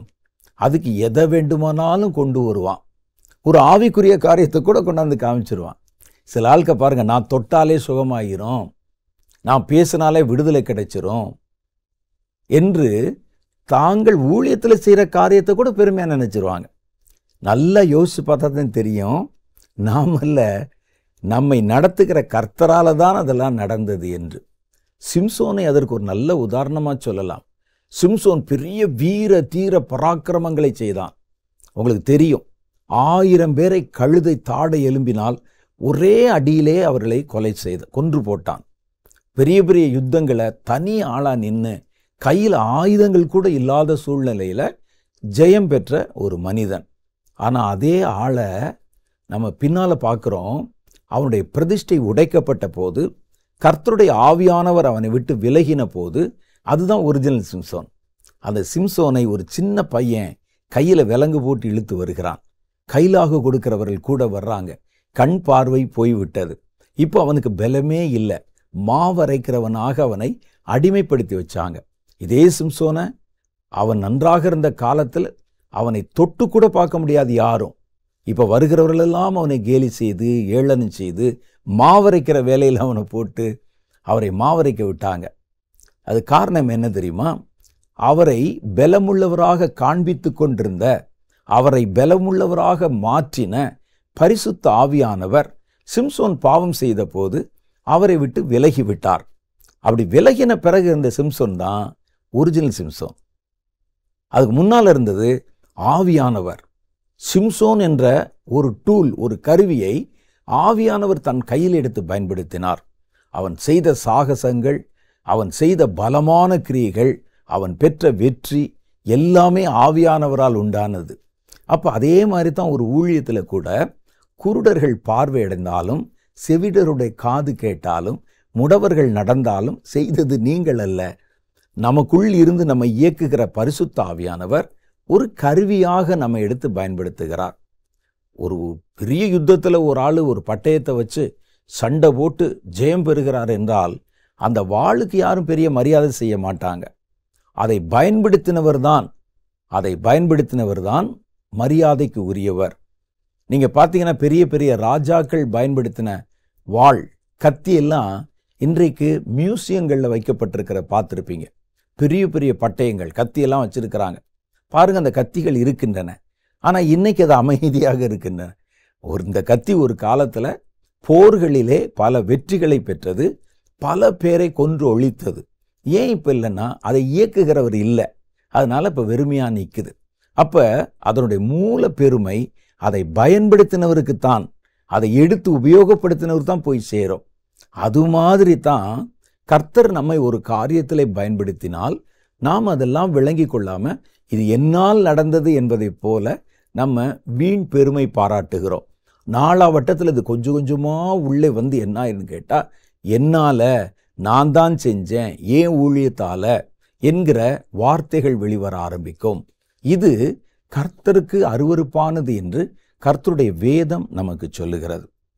இந்த ஒரு மனுஷனுக்குள்ள பெருமை வந்துவிட்டால், இந்த பெருமை எப்படியெல்லாம் தன்னை வெளிப்படுத்தும் அப்படிங்கிறத குறித்து கர்த்தருடைய வேதம் சொல்லு. எதன் வழியாகெல்லாம் ஒரு மனுஷனுக்குள்ள இருக்கிற பெருமை எப்படியெல்லாம் தன்னை வெளிப்படுத்தும், அல்லது எதன் வழியாகவெல்லாம் வெளிப்படுத்தும் அப்படின்னு ஒரு சில காரியங்களை நான் உங்களுக்கு சொல்ல விரும்புகிறேன். முதல் காரியம் பாருங்க, நாவிலே பிறக்கிற வார்த்தைகளை நீங்க கவனிச்சு பார்த்தீங்கன்னா, பெருமை பெரும்பாலும் வார்த்தைகள்ல, நாவினால்தான் வெளிப்படும். நாவு பெருமையானவைகளை பேசும். முதல் கட்டம் அதுதான். நீங்க ஒரு ஆளை பார்த்துட்டீங்கன்னா, அவன் பேச்சை கொஞ்ச நேரம் கவனிச்சீங்கன்னா, பெருமை உள்ளே இருந்தால் அது தன்னை மறைத்து கொள்ளாது. அது வெளியே முதல்ல வெளிப்படுற இடம் நாவு, ஒரு மனுஷனுடைய வார்த்தை. சங்கீத புஸ்தகம் 12வது அதிகாரம் 3-4 சொல்லுகிறது, இச்சகம் பேசுகிற உதடுகளையும் பெருமைகளை பேசுகிற நாவையும் கர்த்தர் அறுத்து போடுவார். பெருமை பேசுகிற நாவு, அவர்கள் எங்கள் நாவுகளால் மேற்கொள்ளுவோம், எங்கள் உதடுகள் எங்களுடையது, யார் எங்களுக்கு ஆண்டவர் என்று சொல்லுகிறார்கள். அவனுக்கு பெருமை வந்துச்சுன்னா பேச்சிலேயே நாங்கள் எல்லாத்தையும் சமாளிச்சிருவோங்க, எங்களுடைய வார்த்தையினாலே நாங்கள் ஜெயித்து விடுவோம், யார் எங்களுக்கு கடவுள் என்பார்கள். வேதம் சொல்லுது, கர்த்தர் அந்த நாவை அறுத்து போடுவார். அப்போ முதல்ல பெருமை ஒரு மனுஷனுக்குள்ளே வந்து விட்டதுன்னு சொன்னால், அது முதல்ல தன்னை வெளிப்படுத்துகிறது நாக்கில் தான். அவங்க பேசும்போதே நீங்கள் கவனித்து பார்க்கணும், ஒரு பிரசங்கம் பண்ணும்போதே கவனித்து பார்க்கணும், ஒரு உங்களுடைய உறவினரோ நண்பரோ பேசும்போதே கவனித்து பார்க்கணும். பெருமை வந்துருச்சுன்னா அந்த வார்த்தைகளில் பெருமை மிகுந்திருக்கும். இதில் சொல்கிறாங்க பாருங்க, அவர்கள் தங்களுடைய மாம்ச பலத்தை உயர்த்தி கர்த்தருடைய பலத்தை, கர்த்தரை தாழ்த்தி. சிலர் டைரெக்டாக சொல்ல மாட்டாங்க, ஆனால் அவங்க சொல்கிற வார்த்தைகளுடைய அர்த்தத்தை நீங்கள் பார்த்தீங்கன்னா அது அப்படித்தான் இருக்கும். தாவீது ரொம்ப அழகாக சொல்கிறார், எங்கள் நாவுகளால் நாங்கள் ஜெயித்து விடுவோம், பேசியே காரியத்தை நாங்கள் முடிச்சிருவோம். எங்கள் ஞானம் அப்படிப்பட்டது, எவ்வளோ பெரிய பிரச்சனைனாலும் பேசி ஜெயிச்சிருவோம். எங்கள் உதடுகள் எங்களுடையது, யார் எங்களுக்கு ஆண்டவர் என்று சொல்லுகிறார்கள். எங்களுக்கு எங்கள் நாக்கு போதுங்க, எங்களுக்கு கடவுள் யார் என்று சொல்லுகிறார்கள். இதுதான் பெருமையானதை பேசுகிற நாவு. சாத்தான் கூட அப்படித்தான் சொன்னான் பாருங்க. அவன் என்ன சொன்னான், உன்னதத்துக்கு ஏறுவேன், உன்னதமானவருக்கு ஒப்பாவேன் என்று சொன்னாயே. நாக்கு. அப்ப வார்த்தைகள் ரொம்ப கவனமா இருக்கணும். மனசுக்குள்ள பெருமை நிறைந்து விட்டால், வேதம் சொல்லுதே இருதயத்தின் நிறைவினாலே வாய் பேசும் என்று. பெருமை மனசுக்குள்ளே வந்துருச்சுன்னா அடையாளம் பேச்சில் தெரியும். அவங்க பேசுகிற பேச்சை நீங்கள் கவனித்து பார்க்கணும். அவங்க பேசுகிற பேச்சு தன்னை உயர்த்துகிறதாக, தன்னுடைய பலத்தையும் ஞானத்தையும் ஸ்தாபிக்கிறதாக அல்லது பிரஸ்தாபப்படுத்துகிறதாக வெளிப்படும். அப்போ இதை நம்ம பார்த்தோம்னா கவனிச்சிடலாம். இன்னும் சில ஆள் இருக்கிறாங்க, பெருமை உள்ள இருக்கும், மாய தாழ்மை, மாயமான தாழ்மை. அப்படியே தரையில் வந்து உட்கார்ற மாதிரி, அப்படியே வந்து நம்ம செப்பல் எடுத்து அதை எடுத்து அப்படியே வந்து ஒரு தன்னை ஒரு கீழான ஒரு ஆள் மாதிரி அது காமிக்கிற மாய தாழ்மை. வேதத்தில் சிலர் மாயமான தாழ்மைக்கு இடம் கொடுத்து, ஆனால் உள்ளுக்குள்ளே பார்த்தீங்கன்னா மேட்டிமை பெருமை இருக்கும். வெளி தோற்றத்துக்கு தங்களை தாழ்மை உள்ளவர்களை போல காமிப்பாங்க. அதில் ஆரோக்கியமானது என்னென்னா, இயற்கையாக இருங்க. நீங்கள் தாழ்த்துறேன்னு சொல்லிட்டு ரொம்ப போய் தரையில் உட்காடுறது, மண்ணில் புரள்றது, அதெல்லாம் செய்ய வேண்டாம். இயற்கையாக நீங்கள் இருங்க, தாழ்மையாக இருங்க, மனசில் அந்த தாழ்மை இருக்கட்டும். அப்போ இதில் வேதம் சொல்லுது, மறைவான மேட்டிமை பெருமை இது நாவிலே வெளிப்படும், நாவிலே வெளிப்படும். யாக்கோபு 3வது அதிகாரம் 5, 6 ஆகிய வசனங்கள் சொல்லுகிறது, அப்படியே நாவானதும் சிறிய அவயவமாயிருந்தும் பெருமையானவைகளை பேசும். நாக்கு உடம்புல ஒரு சின்ன உறுப்பு தான். எல்லாம் மிஞ்சி போனால் ஒரு 2 இன்ச் இருக்குமா, 2 இன்ச் இருக்கும். நாவு சிறிய அவயவம்தான், ஆனால் அது பெருமையானவைகளெல்லாம் பேசும். பாருங்கள், சிறிய நெருப்பு எவ்வளோ பெரிய காட்டை கொளுத்து விடுகிறது. ஒரு சின்ன அளவு பொறி தீ ஒரு காட்டையே எப்படி எரிச்சு போட்டுருது. நாவும் நெருப்பு தான். அது அநீதி நிறைந்த உலகம். நம்முடைய அவயவங்களில் நாவானது முழு சரீரத்தையும் கரைப்படுத்தி, இந்த ஒரு நாக்கு தப்பா பயன்படுத்தப்பட்டா நம்முடைய முழு சரீரத்தையும் அது கரைப்படுத்தி விடும். ஆயுள் சக்கரத்தை கொளுத்துகிறதாயும் நரக அக்னியிலே கொளுத்தப்படுகிறதாயும் இருக்கிறது. கடைசியில் என்ன செய்யும்? முதல்ல நம்முடைய சரீரத்தை அது கரைப்படுத்தும், அடுத்து நம்முடைய ஆயுள் சக்கரத்தை கொளுத்திரும், கடைசியில் நரக தீயில கொண்டு போய் நம்மை தள்ளிவிடும் என்கிறார். ஆக நாக்கு நம்ம எப்படி பயன்படுத்தணுங்கிறதுல ரொம்ப கவனமாக இருக்கணும். பெருமை ஒரு மனுஷனுக்குள்ளே வந்துவிட்டால் அது முதல்ல நாக்கில் தான் தன்னை வெளிப்படுத்தும். மற்றவர்களை விட நான் உயர்ந்தவன், கடவுளுக்கு சமானமானவர், அல்லது நான் என்னுடைய சொந்த பலமே ஒரு வித்தியாசமான பலம், அப்படி இப்படினால் நிறைய சொல்லும். நாவின் பெருமையினால் நாவு பெருமையானவைகளை பேசுமாம். யாக்கோபு அதைத்தான் சொல்லுகிறார். யாக்கோபு 3:6 என்ன சொல்லுது பாருங்களேன், அது அநீதி நிறைந்த உலகம், அது பெருமையானவைகளை பேசும். 5வது வசனத்தில் நாவு சின்ன அவயவமாக இருந்தாலும் பெருமையானவைகளை பேசும். பெருமையானது பேசுனா அது தள்ளி விட்டுரும் கடைசியில். நெபுகாத் நேச்சாரை பாருங்களேன். தானியேல் தீர்க்கதரிசியின் புஸ்தகம் 4வது அதிகாரம் 29 33 வரைக்கும் படிச்சிங்கன்னா, அவன் உண்மையிலே வேலை செய்தான். பெரிய பெரிய கட்டடங்களை கட்டினான், அழகான அலங்காரமான காரியங்கள் எல்லாம் ஏற்படுத்தினார். ஒரு நாள் அரண்மனை உப்பருகையிலே வந்து நின்று பாபிலோனை பார்த்தார். நெபுகாத் நேச்சாருடைய காலத்தில் உங்களுக்கு தான் தெரியுமே, அந்த தொங்கு தோட்டம் என்கிற ஹேங்கிங் கார்டன், அதெல்லாம் உலக அதிசயங்களில் ஒன்று. அது பார்த்தீங்கன்னா மேலே வரைக்கும் அப்படியே அடுக்கடுக்கா அதில் செடிகளை வளர்த்திருப்பார்கள். ஒரு பெரிய தோட்டத்தை வச்சுருப்பாங்க. அதுக்கு தண்ணி எங்கிருந்து பாய்ச்சுறாங்கன்னு யாரும் கண்டுபிடிக்க முடியல அந்த நாட்களில். அதை பார்ப்பதற்கு அதைவிட இன்னும் சிறப்பானது பாபிலோனுடைய சுவர்கள். அந்த சுவர்களில் பார்த்தீங்கன்னா பளிங்குனால செய்யப்பட்ட சுவர்கள், அதில் சித்திர வேலைப்பாடுகள், அவ்வளவு அழகான ஆர்ட் ஒர்க்கு. அந்த சுவரை பார்க்கறதுக்கும் தொங்கு தோட்டத்தை பார்க்கறதுக்கும் உலகத்தின் பல நாடுகள்லேருந்து ஜனங்கள் கேள்விப்பட்டு பாபிலோனுக்கு வருவாங்க, வந்து அதை பார்த்துட்டு போவாங்க. ஒரு நாள் சாயந்தரம் மாடியில், அரண்மனை மாடியில் நெபுகாத் நேச்சார் நின்று கொண்டிருக்கிறார். அப்படியே பார்க்குறார், எவ்வளோ அழகான ஊர் இது, என்னுடைய மகிமை விளங்க, என்னுடைய பெருமையை பறைசாற்ற நான் கட்டின பாபிலோன் அல்லவா என்று சொன்னான். அவ்வளவுதான். உடனே கர்த்தருடைய ஆவியானவர் அவனை தள்ளிவிட்டார். பெருமையானதை பேசும் நாவு.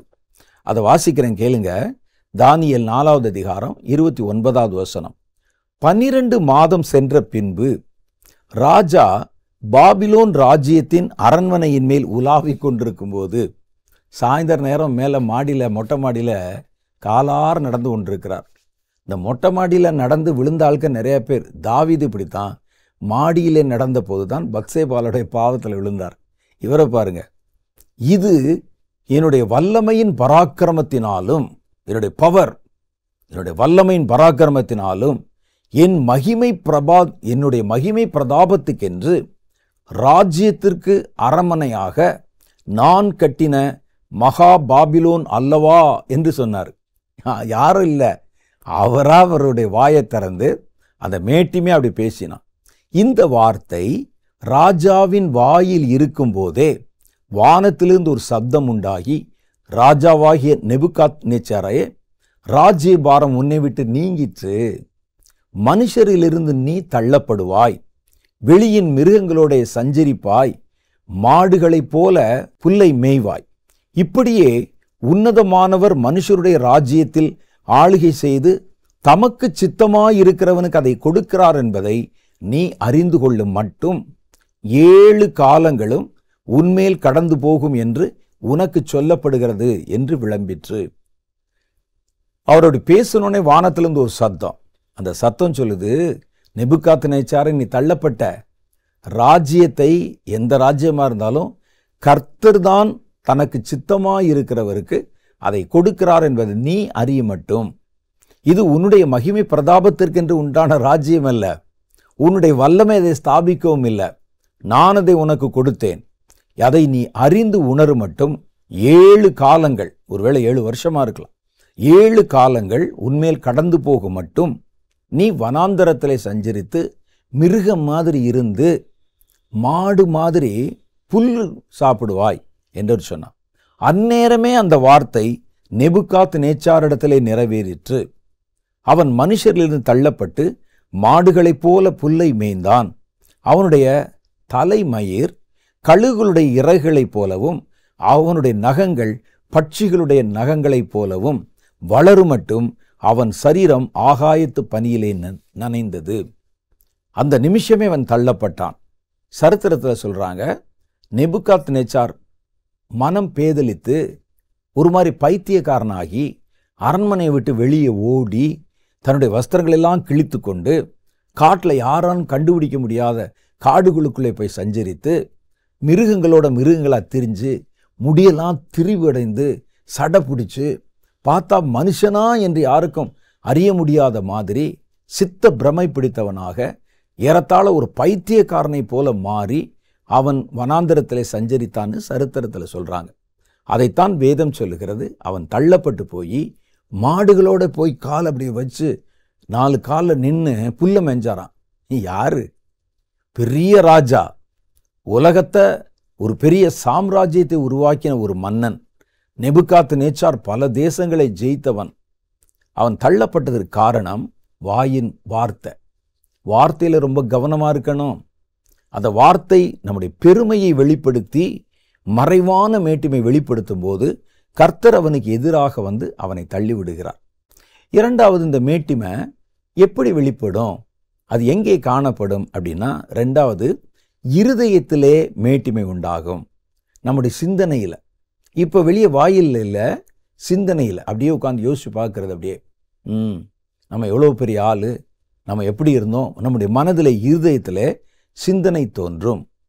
எரேமியா தீர்க்கதரிசியின் புஸ்தகம் 48வது அதிகாரம் 28-29 மோவாபியரின் மேட்டிமை பற்றி சொல்லப்படுகிறது. கர்த்தரே சொல்றார், மோவாபு ஒரு மேட்டிமைக்காரன், பெருமை பிடித்தவன். அவனுக்கு முன்னால யாரும் நின்று பேச முடியாது, பெருமை பிடித்தவன். எரேமியா 48:28-29 மோவாப் தேசத்தின் குடிகளே, நீங்கள் பட்டணங்களை விட்டு புறப்பட்டு போய் கன்மலையிலே தங்கி குகையின் வாய் ஓரங்களில் கூடு கட்டுகிற புறாக்களுக்கு ஒப்பாயிருங்கள். அவன் மெத்த பெருமைக்காரன். யாரு? மோவாபு. மோவாப் மெத்த பெருமைக்காரன், பெரிய பெருமைக்காரன். மோவாபினுடைய பெருமையையும் அவன் மேட்டிமையையும் அவன் அகந்தையையும் அவன் பெத்தரிக்கத்தையும் அவன் இருதயத்தின் மேட்டிமையும் குறித்து கேட்டேன். இருதயத்தின் மேட்டிமை, அவருடைய நினைவுகள் நித்தமும் மேட்டிமைக்குரியது. நான் தான், என்னை தாண்டி யாரும் இல்லை, என்னால் எல்லாம் செய்ய முடியும், சாதிக்க முடியும். தன் மனதிலே தானே தன்னை பெருமைப்படுத்தி நினைத்து கொள்வது. அப்போ ஒரு மனுஷனுக்குள்ள, இப்போ நமக்குள்ள ஒரு பெருமை வந்துருச்சுன்னா நம்முடைய சிந்தனைகளை நீங்கள் சீர்தூக்கி பார்க்கணும். அது பெருமைக்குரியவர்களாக இருக்கும். இதெல்லாம் நம்ம பண்ணுறது, இது என்னால் தான் செய்ய முடியும் அப்படிங்கிற எண்ணம் நமக்குள்ளே வந்து சும்மா உட்கார்ந்துருக்க நேரத்தில் தேவனுடைய மகத்துவங்களை தியானிப்பதை விட்டு, தேவனுடைய காரியங்களை யோசிப்பதை விட்டு, தன்னுடைய பிரதாபங்களை பற்றி யோசிக்கும்படி செய்கிறது பேர் தான் இருதயத்தின் மேட்டிமை. இருதயத்தில் மேட்டிமை வந்துருச்சுன்னா அது வெளி வாழ்க்கையில் வெளிப்பட ஆரம்பித்து விடும். வேதம் அதை தான் சொல்லுகிறது. இந்த இருதயத்தின் பெருமைகள், இருதயத்தில் வரக்கூடிய இந்த பெருமை எதனாலெல்லாம் வருகிறது அப்படின்னு பார்த்தா நிறைய விஷயம் இருக்குது. நான் ஒன்றெண்ட சொல்கிறேன், மிச்சத்தை நீங்கள் தியானித்து பாருங்கள். ஒன்று, செல்வத்தினால் வரும். நிறைய செழிப்பு, பணம், இதெல்லாம் ஒரு மனுக்கு இருந்தால் இயற்கையிலேயே அவனுக்குள்ள ஒரு மேட்டிமை வரும், ஒரு பெருமை. அது இருதயத்தில் இருக்கும். வெளியே தன்னை காட்டிக்கொள்ளாவிட்டு, சில காட்டிக்குவாங்க, காட்டிக்கொள்ளாவிட்டாலும் அதை பார்க்கும்போது அவனுக்கு இதெல்லாம் நம்ம நான் கட்டின பாபிலோன் அல்லவா என்பதை போல அந்த எண்ணம் நம்முடைய இருதயத்துக்குள்ளே வரும். வேதம் சொல்லுது பாருங்க, எசேக்கியேல் 28:5 ஏற்கனவே வாச்சோம். சாத்தான் செல்வத்தினால் பொருள் சம்பாதித்து அதில் வருகிற மேட்டிமை. நீ உன் ஞானத்தினாலும் உன் புத்தியினாலும் பொருளை சம்பாதித்து பொன்னையும் வெள்ளியையும் உன் பொக்கிஷ சாலையிலே சேர்த்து கொண்டாய். உன் வியாபாரத்தினாலும் உன் மகா ஞானத்தினாலும் உன் பொருளை பெருக பண்ணினாய். உன் இருதயம் உன் செல்வத்தினால் மேட்டிமை ஆயிற்று.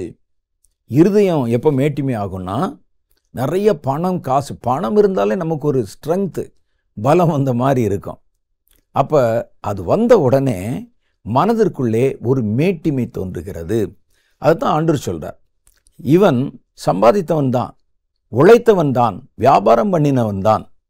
நீ உன் ஞானத்தினாலும் உன் புத்தியினாலும் பொருள் சம்பாதித்தாய். பொன்னையும் வெள்ளியையும் உன் பொக்கிஷ சாலையில் சேர்த்து கொண்டாய். உன் வியாபாரத்திலும் உன் மகா ஞானத்தினாலும் உன் பொருளை பெருக பண்ணினாய். எல்லாம் உண்மைதான்.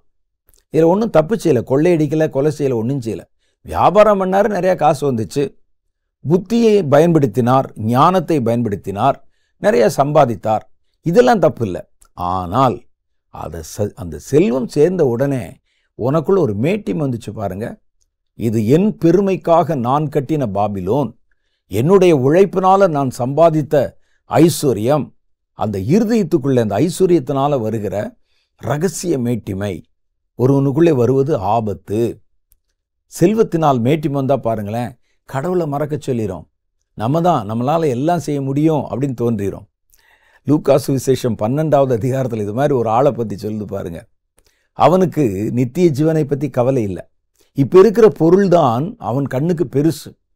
அவன் சொல்கிறான், அல்லாமலும் ஒரு உவமையை, லூக்கா 12வது அதிகாரம் 16வது வசனம் வாசிக்கிறேன். ஒரு உவமையை அவர்களுக்கு சொன்னார்.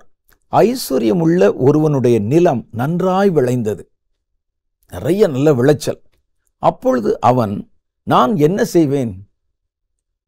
என் தானியங்களை சேர்த்து வைக்கிறதுக்கு இடமில்லையே. அவனுக்கு அவ்வளோ சந்தோஷம்.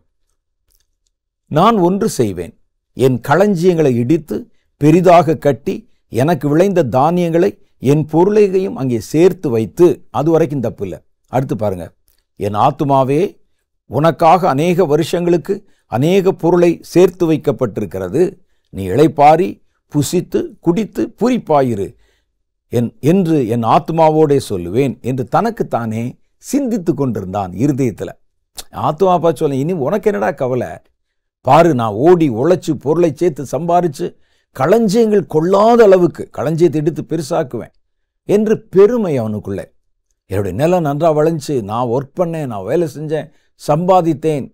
என் ஆத்மாவுக்கு நான் சொல்லுவேன், உனக்கு இனிமே கவலை இல்லை, உன்னை யாரும் எதுவும் டச் பண்ண முடியாது என்று தன் இருதயத்தில் அதை பார்க்கும்போதெல்லாம் சிந்தித்து கொண்டிருந்தானோ. தான் சம்பாதித்ததை பார்க்கும்போது அவனுக்குள்ளோட இருதயத்துக்குள்ளே மேட்டிமை வந்துச்சு. தான் கட்டினதை பார்த்த பொழுது நேபுகாத்நேச்சாருடைய மனதிலே மேட்டிமை வந்தது.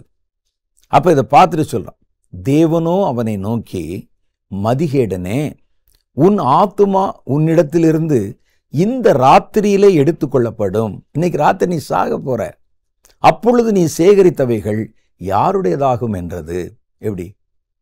அவனுக்கு தெரியாது இன்னைக்கு ராத்திரி அவனுக்கு ஏதோ ஹார்ட் அட்டாக் வரப்போகுதோ, எதுனாலேயோ அவனுக்கு ஒரு மரணம் வருகிறது. அவன் சொல்கிறான், என் ஆத்மாவை பார்த்து நான் சொல்லுவேன், நான் சம்பாதிச்சிட்டேன், இனி உனக்கு கவலை இல்லை, சம்பிரமமாய் வாழலாம் என்று நீ சொல்லுவாய். ஆனால் மதிகேடனே, இன்னைக்கு ராத்திரி நீ சாக போற, அப்போ இதெல்லாம் யாருக்கு சொந்தமாகும் என்று ஒரு சத்தம் கேட்டான். எப்படி இருக்கும் அவனுக்கு? மனுஷனுடைய நிலைமை இதுதான். நீங்கள் எவ்வளவு ஒரு மனிதனுக்கு ஆஸ்தி எவ்வளவு இருந்தாலும் அது அவனுக்கு ஜீவன் அல்ல என்று வேதம் சொல்லுது. கோடி கோடியா, 50 லட்சம் கோடி, 60 லட்சம் கோடி அப்படிலாம் கணக்கு சொல்கிறாங்களே, அது கணக்குக்கு ஒரு வீண் பெருமைக்குத்தான் பயன்படும். அதை வச்சு நீங்கள் என்ன செய்ய போகிறீங்க? ஆயுசு நாளை நீட்டிக்கொள்ள முடியுமா? அல்லது மரணத்துக்கு பிறகு வருகிற வாழ்க்கையை ஜெயிக்க முடியுமா? மரணத்தை தான் ஜெயிக்க முடியுமா? அப்போ இருக்கிற கொஞ்ச காலத்துக்குள்ள இவ்வளோ பொருளை சேகரித்தாயே, நீ எடுத்துக்கொள்ளப்பட்டு விட்டால் இதெல்லாம் யாருக்கு சொந்தமாகும் என்றார். இதுதான் மனுஷனுடைய வாழ்க்கை. அப்போ நம்முடைய நிலையாமையை முதல்ல நம்ம உணர்ந்து கொள்ளணும். மனுஷன் இன்றைக்கு பூத்து நாளைக்கு அடுப்பிலே போடப்படுகிற புல்லுக்கும் புல்லில் மலருகிற பூவுக்கும் சமானமாயிருக்கிறான். மனுஷனுடைய ஆயுள் நாட்கள் குறைந்தது. அதில் கர்த்தருக்கு மகிமைப்படுத்துகிற மாதிரி, கர்த்தரை பிரியப்படுத்துகிற மாதிரி, நம்ம தேவனை சந்திக்க ஆயத்தப்படுற மாதிரி நம்முடைய நேரங்களை செலவிட வேண்டும். அடுத்த காரியம் பாருங்க, வேதத்தில் நம்ம ஏற்கனவே வாசித்த மாதிரி தன்னுடைய உடல் தோற்றத்தில் அழகில் மேட்டிமை. பாருங்க, உடம்பு எப்படி இருக்கு, பாடி எப்படி இருக்கு, 7 ஸ்டெப்ஸ் வச்சிருக்கிறேன், மசில்ஸ் எப்படி இருக்கு, முக லாவண்யம் எப்படி, இதை பற்றி ஒரு பெரிய பெருமை. எசேக்கியேல் 28:17 நம்ம ஏற்கனவே வாசம், உன் அழகினால் உன் இருதயம் மேட்டிமை ஆயிற்று. இருதயத்துக்குள்ள இந்த எண்ணங்கள், இந்த மேட்டிமை வர்றதுக்கு காரணம் இதெல்லாம். ஒன்று ஐஸ்வர்யம், அதனால ஒருவனுடைய இருதயம் மேட்டிமை ஆயிரும். 2 அழகு, கண்ணாடியில் அவனையே பார்த்துட்டு புகழ்ந்து, உன்னுடைய மினுக்கினால் உன் ஞானத்தை கெடுத்தாய், உன்னை தரையிலே தள்ளி போடுவேன் என்று கர்த்தர் சொல்லுகிறார். அப்போ இதுலேயும் அழகா இருக்கிற தப்பு இல்லை, அந்த அழகை பெருமைக்குரியதாக மேட்டிமையாய் நினைத்து கொள்வது தவறு. அதான் வேதம் சொல்லுது. அழகினால், தன்னுடைய அழகினால் மேட்டிமை அடைந்தவருடைய நிலைமையை பற்றி வேதம் சொல்லுது. யார? எருசலேமை பற்றி சொல்லுகிறார் கர்த்தர். எசேக்கியேல் தீர்க்கதரிசியின் புஸ்தகம் 16வது அதிகாரம் 13, 14, 15 ஆகிய வசனங்களில் அழகினால் தன்னுடைய சீரை இழந்து தள்ளப்பட்டு போன எருசலேமை அவர் குறிவைத்து சொல்லுகிறார். இவ்விதமாய் பொன்னினாலும் வெள்ளியினாலும் நீ அலங்கரிக்கப்பட்டாய், உன்னுடைய உடுப்பு மெல்லிய புடவையும் பட்டும் சித்திர தையலாடையுமாயிருந்தது, மெல்லிய மாவையும் தேனையும் நெய்யையும் நீ சாப்பிட்டாய், நீ மிகவும் அழகுள்ளவளாகி ராஜ்யத்தை சுதந்திரிக்கும் சலாகியத்தையும் பெற்றாய். உன் அழகினாலே உன்னுடைய கீர்த்தி புறஜாதிகளுக்குள்ளே பிரசித்தமாயிற்று. நான் உன்மேல் வைத்த என் மகிமையினாலே அது குறைவற்றதாய் இருந்ததென்று கர்த்தராகிய ஆண்டவர் சொல்லுகிறார். இதெல்லாம் நான் தான் உனக்கு தந்தேன். இதில் யாரை சொல்றாருன்னா, ஒரு பெண்ணை அல்ல, ஒரு மனிதனை அல்ல, கர்த்தர் தாம் ஸ்தாபித்த எருசலேமை சொல்லுகிறார்.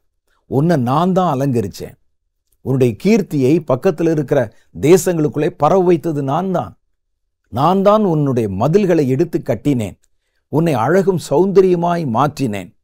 ஆனால் நீ என்ன செய்தாய்? 15 சொல்லு, நீயோ வென்றால் உன் அழகை நம்பி, அந்த அழகை கொடுத்த தேவனை விட்டுட்ட நீ, உன் அழகை நம்பி உன் கீர்த்தியினால் சோர மார்க்கமாய் வழிப்போக்கரில் உனக்கு நேரிட்ட யாவரோடும் வேசித்தனம் பண்ணினாய். நான் உனக்கு தந்த அழகையும் உனக்கு தந்த மேன்மையையும் புகழ்ச்சியையும் நீ மேட்டிமையினாலே அதை விபச்சாரத்துக்கு பயன்படுத்தினாய் அப்படின்னு ஆண்டவர் எருசலேமை பார்த்து சொல்லுகிறார். அப்போ ஒரு மனுஷனுடைய அழகினால் உண்டாகிற மேட்டிமை, அழகு தப்பு இல்லை, கர்த்தர் தான் அலங்கரித்தால் அதுவும் தப்பு இல்லை. ஆனால் அதை வச்சு நீ மேட்டிமையாய் அதை தவறான காரியங்களுக்கு பயன்படுத்தின அது தப்பு. அடுத்த காரியம் பாருங்க, ஒருவனுக்கு சுய நீதியினால் வருகிற பெருமை.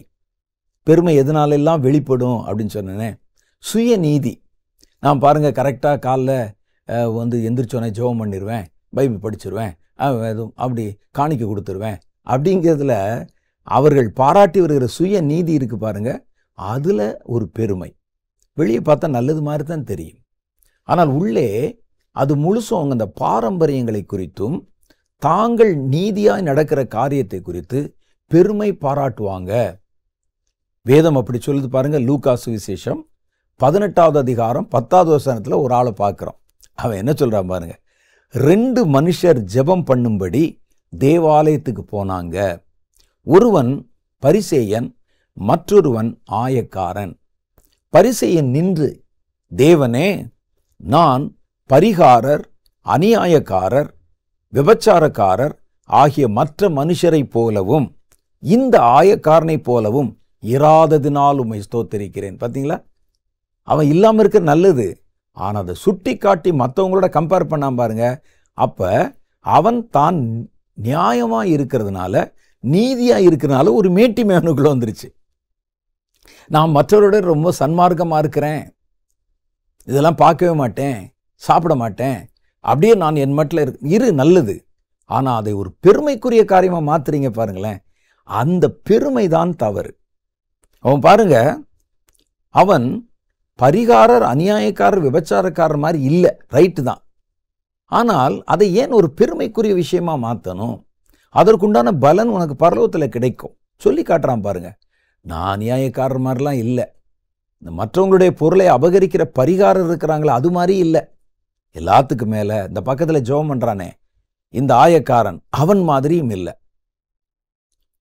வாரத்துல 2 தடவை உபவாசிக்கிறேன். யார்ட்ட? ஆண்டவர்கிட்ட போய் வாரத்துல 2 நாள் உபவாசிக்கிறேன், என் சம்பாத்தியத்திலெல்லாம் தசமபாகம் கொடுத்திருக்கிறேன் என்று தனக்குள்ளே ஜெபம் பண்ணினான். இந்த ஜெபம் எப்படி இருக்கு பார்த்தீங்களா? அவன் 2 தடவை உபவாசிப்பது நல்லது, சம்பாத்தியத்தில் தசமபாகம் கொடுத்தது நல்லது. ஆனால் அதை ஒரு பெருமைக்காக செஞ்சான்ல, அந்த பெருமை தான் தேவனுக்கு அருவருப்பானது. சொல்லுவாங்க, இந்த ஆலயத்தை கட்டுறதுக்கு நான் தான் நிறைய பணம் கொடுத்தேன், கர்த்தருடைய ஊழியம் நடக்கிறதுக்கு இந்த ஊழியக்காரருக்கு நான் தான் பணம் கொடுத்தாங்கிறேன், எங்கள் குடும்பம்தான் அந்த மாதிரி செய்யுது. நானே பார்த்துருக்கிறேன் சில இடங்களில், சில மனிதர்களை நான் சந்திக்க நேரிடும் போது சில ஊழியக்காரர்களை குறிப்பிட்டு சொல்லுவாங்க. அந்த பெரிய ஊழியக்காரர் இருக்கார்ல, அவர் இப்படி ஒரு ஸ்கீம் வச்சார், அதுக்கு நாங்கள் தான் 50 லட்சம் ரூபா கொடுத்தோம், இந்த திட்டத்துக்கு நாங்கள் தான் கொடுத்தோம். கொடுத்தது நல்லது, அதை சொல்லி காமிக்கிறீங்க பாருங்களேன். அப்போ நீங்கள் அதை கொடுத்ததை பெருமைக்குரியதாக நீங்கள் செய்கிறீங்க. இவன் உபவாசித்தது தப்பு இல்லை, ஆனால் அந்த உபவாசத்தை பெருமைக்கான உபவாசம், பெருமைக்காக, அந்த சுய நீதி. அப்போ அந்த பெருமைக்காக நம்ம செய்கிறது கர்த்தருடைய பார்வையிலே அருவருப்பாக இருக்கும் என்று கர்த்தருடைய வேதம் சொல்லுது. அடுத்த காரியம் ஒன்று பாருங்க. அடுத்து நம்முடைய பெருமையும் மேட்டிமையும் கண்ணில் வெளிப்படும். அப்படி அவன் பார்க்குற பார்வை நீங்கள் கொஞ்சம் கவனித்து பார்த்தா தெரிஞ்சிடும். பெருமையுள்ளவனுடைய கண்ணை பார்த்தாலே உங்களுக்கு தெரிஞ்சிடும். அவனுடைய கண்ணிலே அந்த ஒரு மேட்டிமை தெரியும், ஒரு பெருமை தெரியும். நீதிமொழியின் புஸ்தகம் 6வது அதிகாரம் 16, 17 ஆகிய வசனங்களில் கர்த்தருக்கு அருவருப்பான காரியங்களை பற்றி வேதம் சொல்லுது.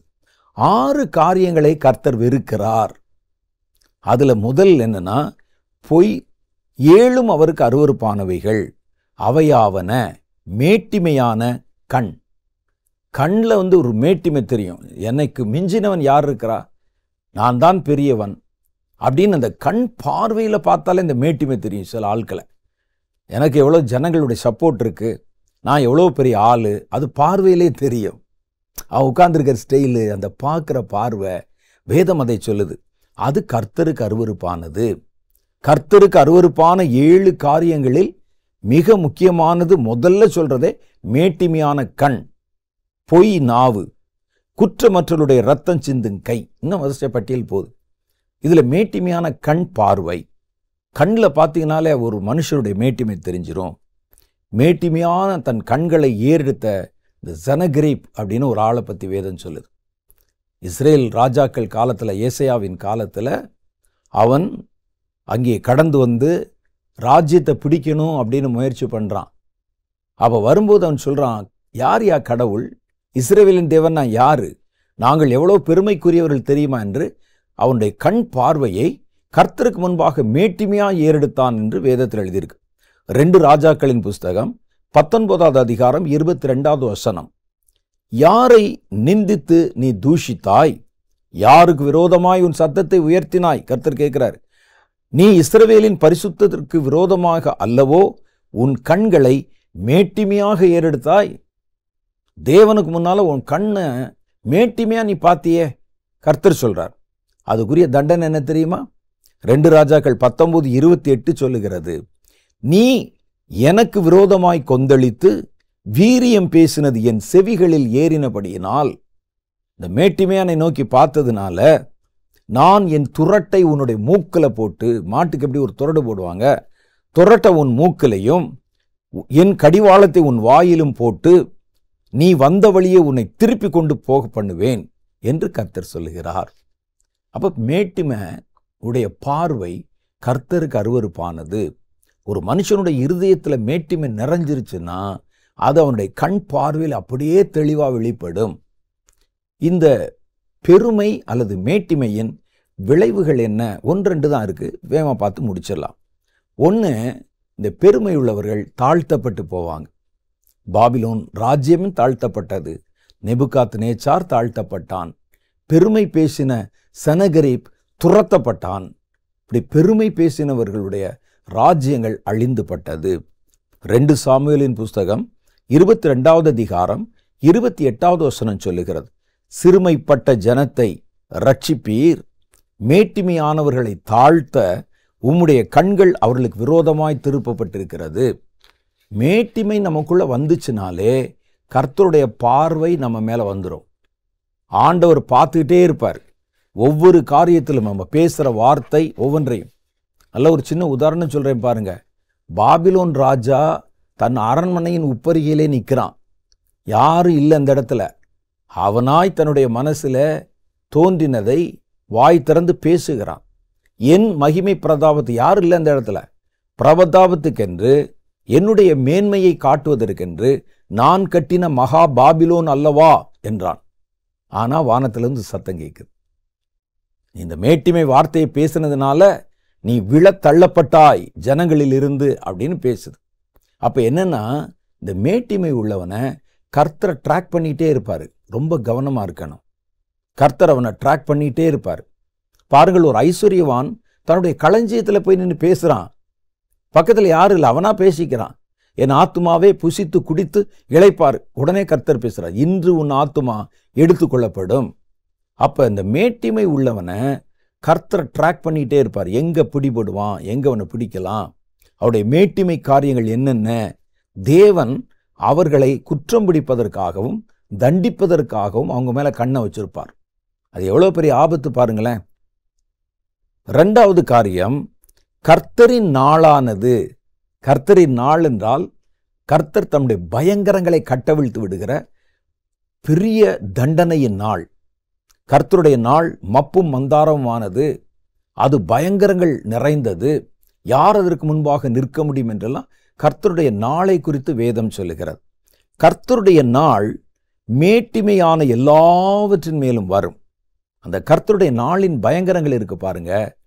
எதெல்லாம் ஊழியத்தில் மேட்டிமையா, செழிப்பினால மேட்டிமையா, அழகினால மேட்டிமையா, உன் அதிகாரத்தினால மேட்டிமையா, உன்னுடைய சரீரத்தின் பலத்தினால வல்லமையினால, உன்னுடைய ஆஸ்தியினால மேட்டிமையா, எதெல்லாம் மேட்டிமைக்குரியதோ, மேட்டிமையா வச்சிருக்கீங்களோ, மேட்டிமையா நினைக்கிறோமோ, அது எல்லாவற்றுக்கு மேலும் கர்த்தருடைய நாள். அந்த நாள் பயங்கரமானது. வேதம் சொல்லுது, அந்த நாள் மப்பும் மந்தாரமானது. யார் அந்த நாளில் தப்பித்து கொள்ள முடியும்?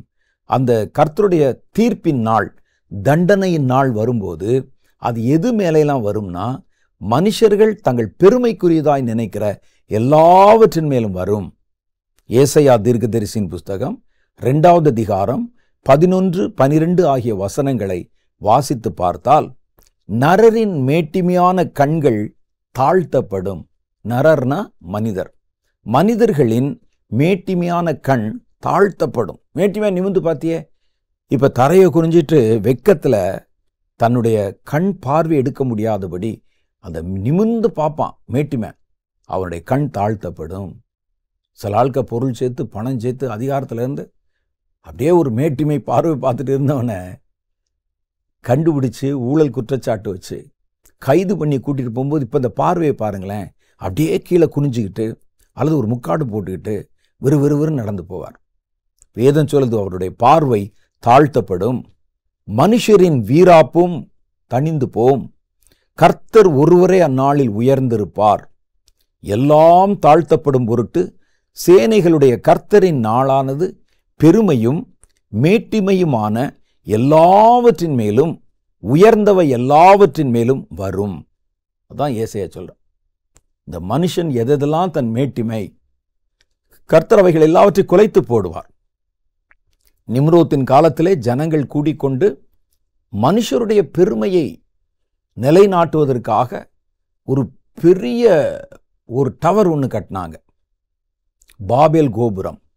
அதை கட்டினாங்க. வானத்தை நோக்கி கட்டுறோம், இது வழியாக ஏறி வானத்துக்கு போயிடுவோம் அப்படின்னு கட்டினாங்க. அது ஏறி போக முடியாது. 2வது கட்டம் அந்த அளவு கட்டவும் முடியாது. வானத்தில் அவ்வளோ உயரத்துக்கு ஒரு ராக்கெட்டே போகாது தேவன் இருக்கிற சிங்காசனம் வரைக்கும்.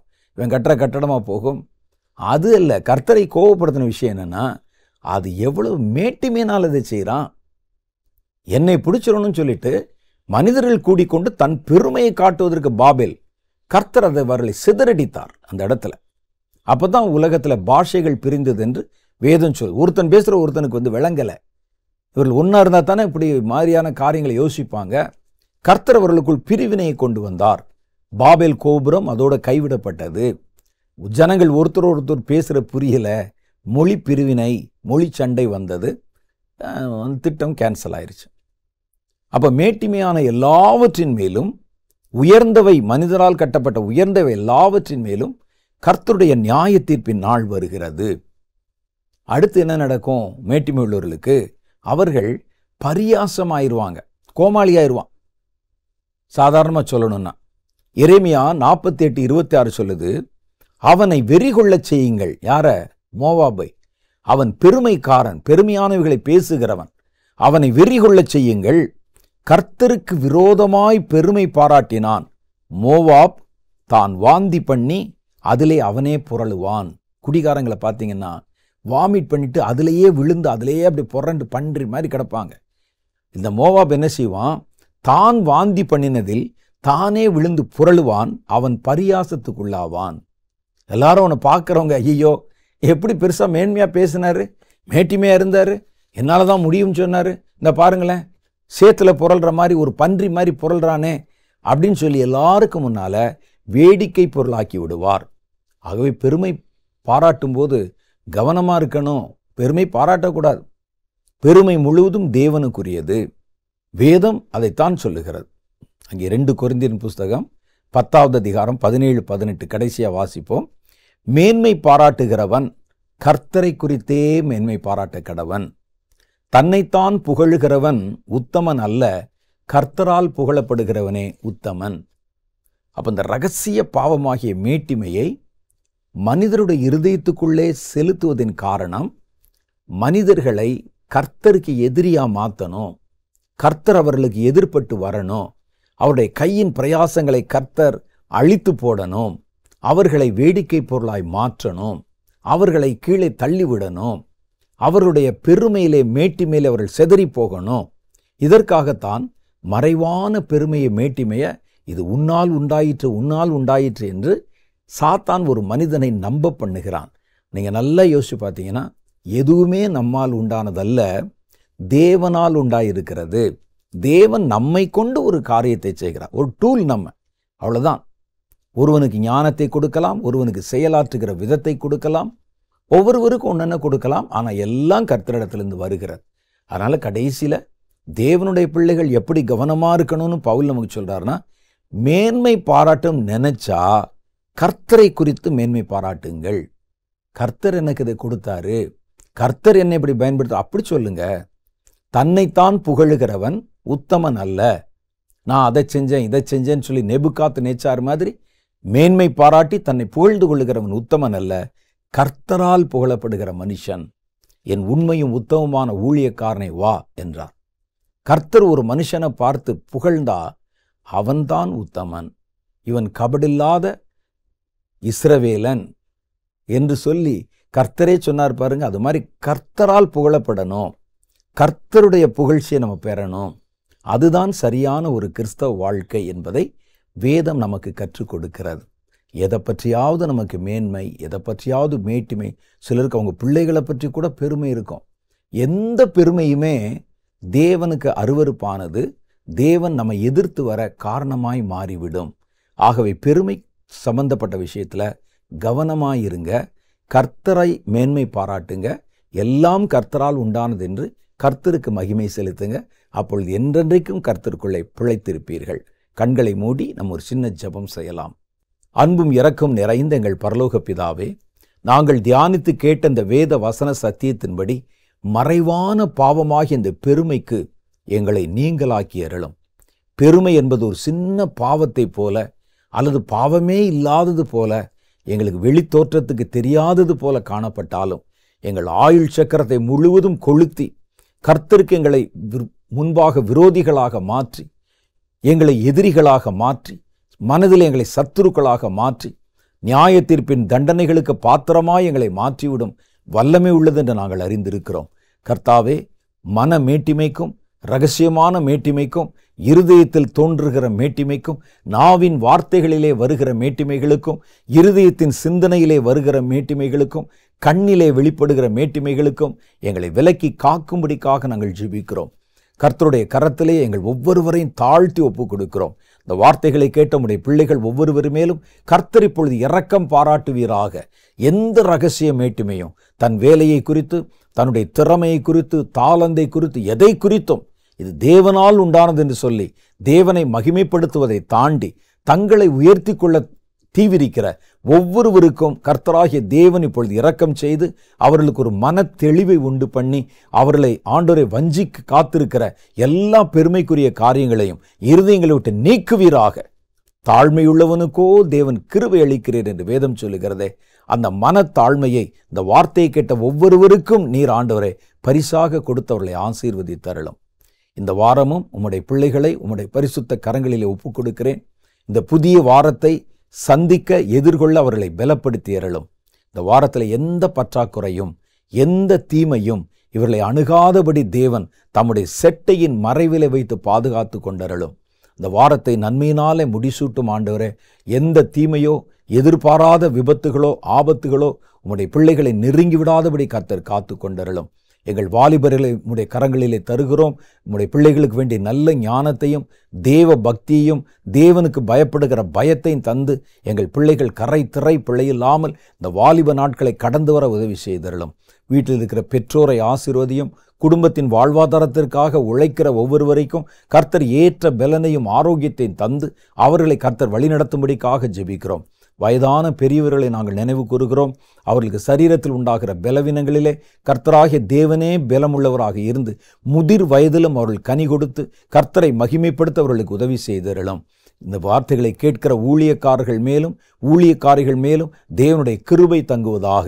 அவருடைய ஊழியங்களை கர்த்தர் பன்மடங்கு நீர் பெருக பண்ணுவீராக. அவர்களை அநேகருக்கு பயனுள்ள பாத்திரங்களாக கர்த்தர் எடுத்து பயன்படுத்துவீராக. எல்லாவற்றையும் கர்த்தருடைய கரத்திலே ஒப்புக் கொடுக்கிறேன்.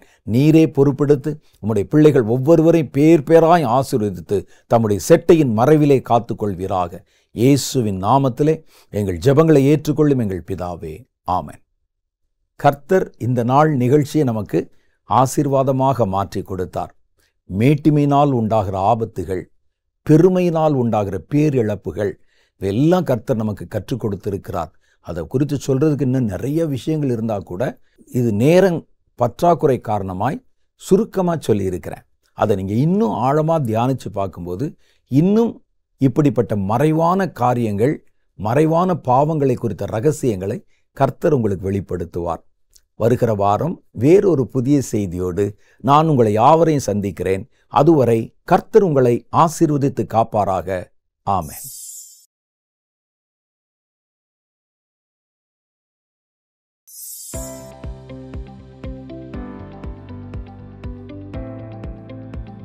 சகோதரர் வின்சென்ட் செலுக்மார் அவர்களுடைய செய்திகளை தொடர்ந்து கேட்கவும் பார்க்கவும் சகோதரர் வின்சென்ட் செலுக்மார் அவர்களின் யூடியூப் சேனலை சப்ஸ்கிரைப் செய்து கொண்டு பெல் ஐகானை கிளிக் செய்து கொள்ளுங்கள்.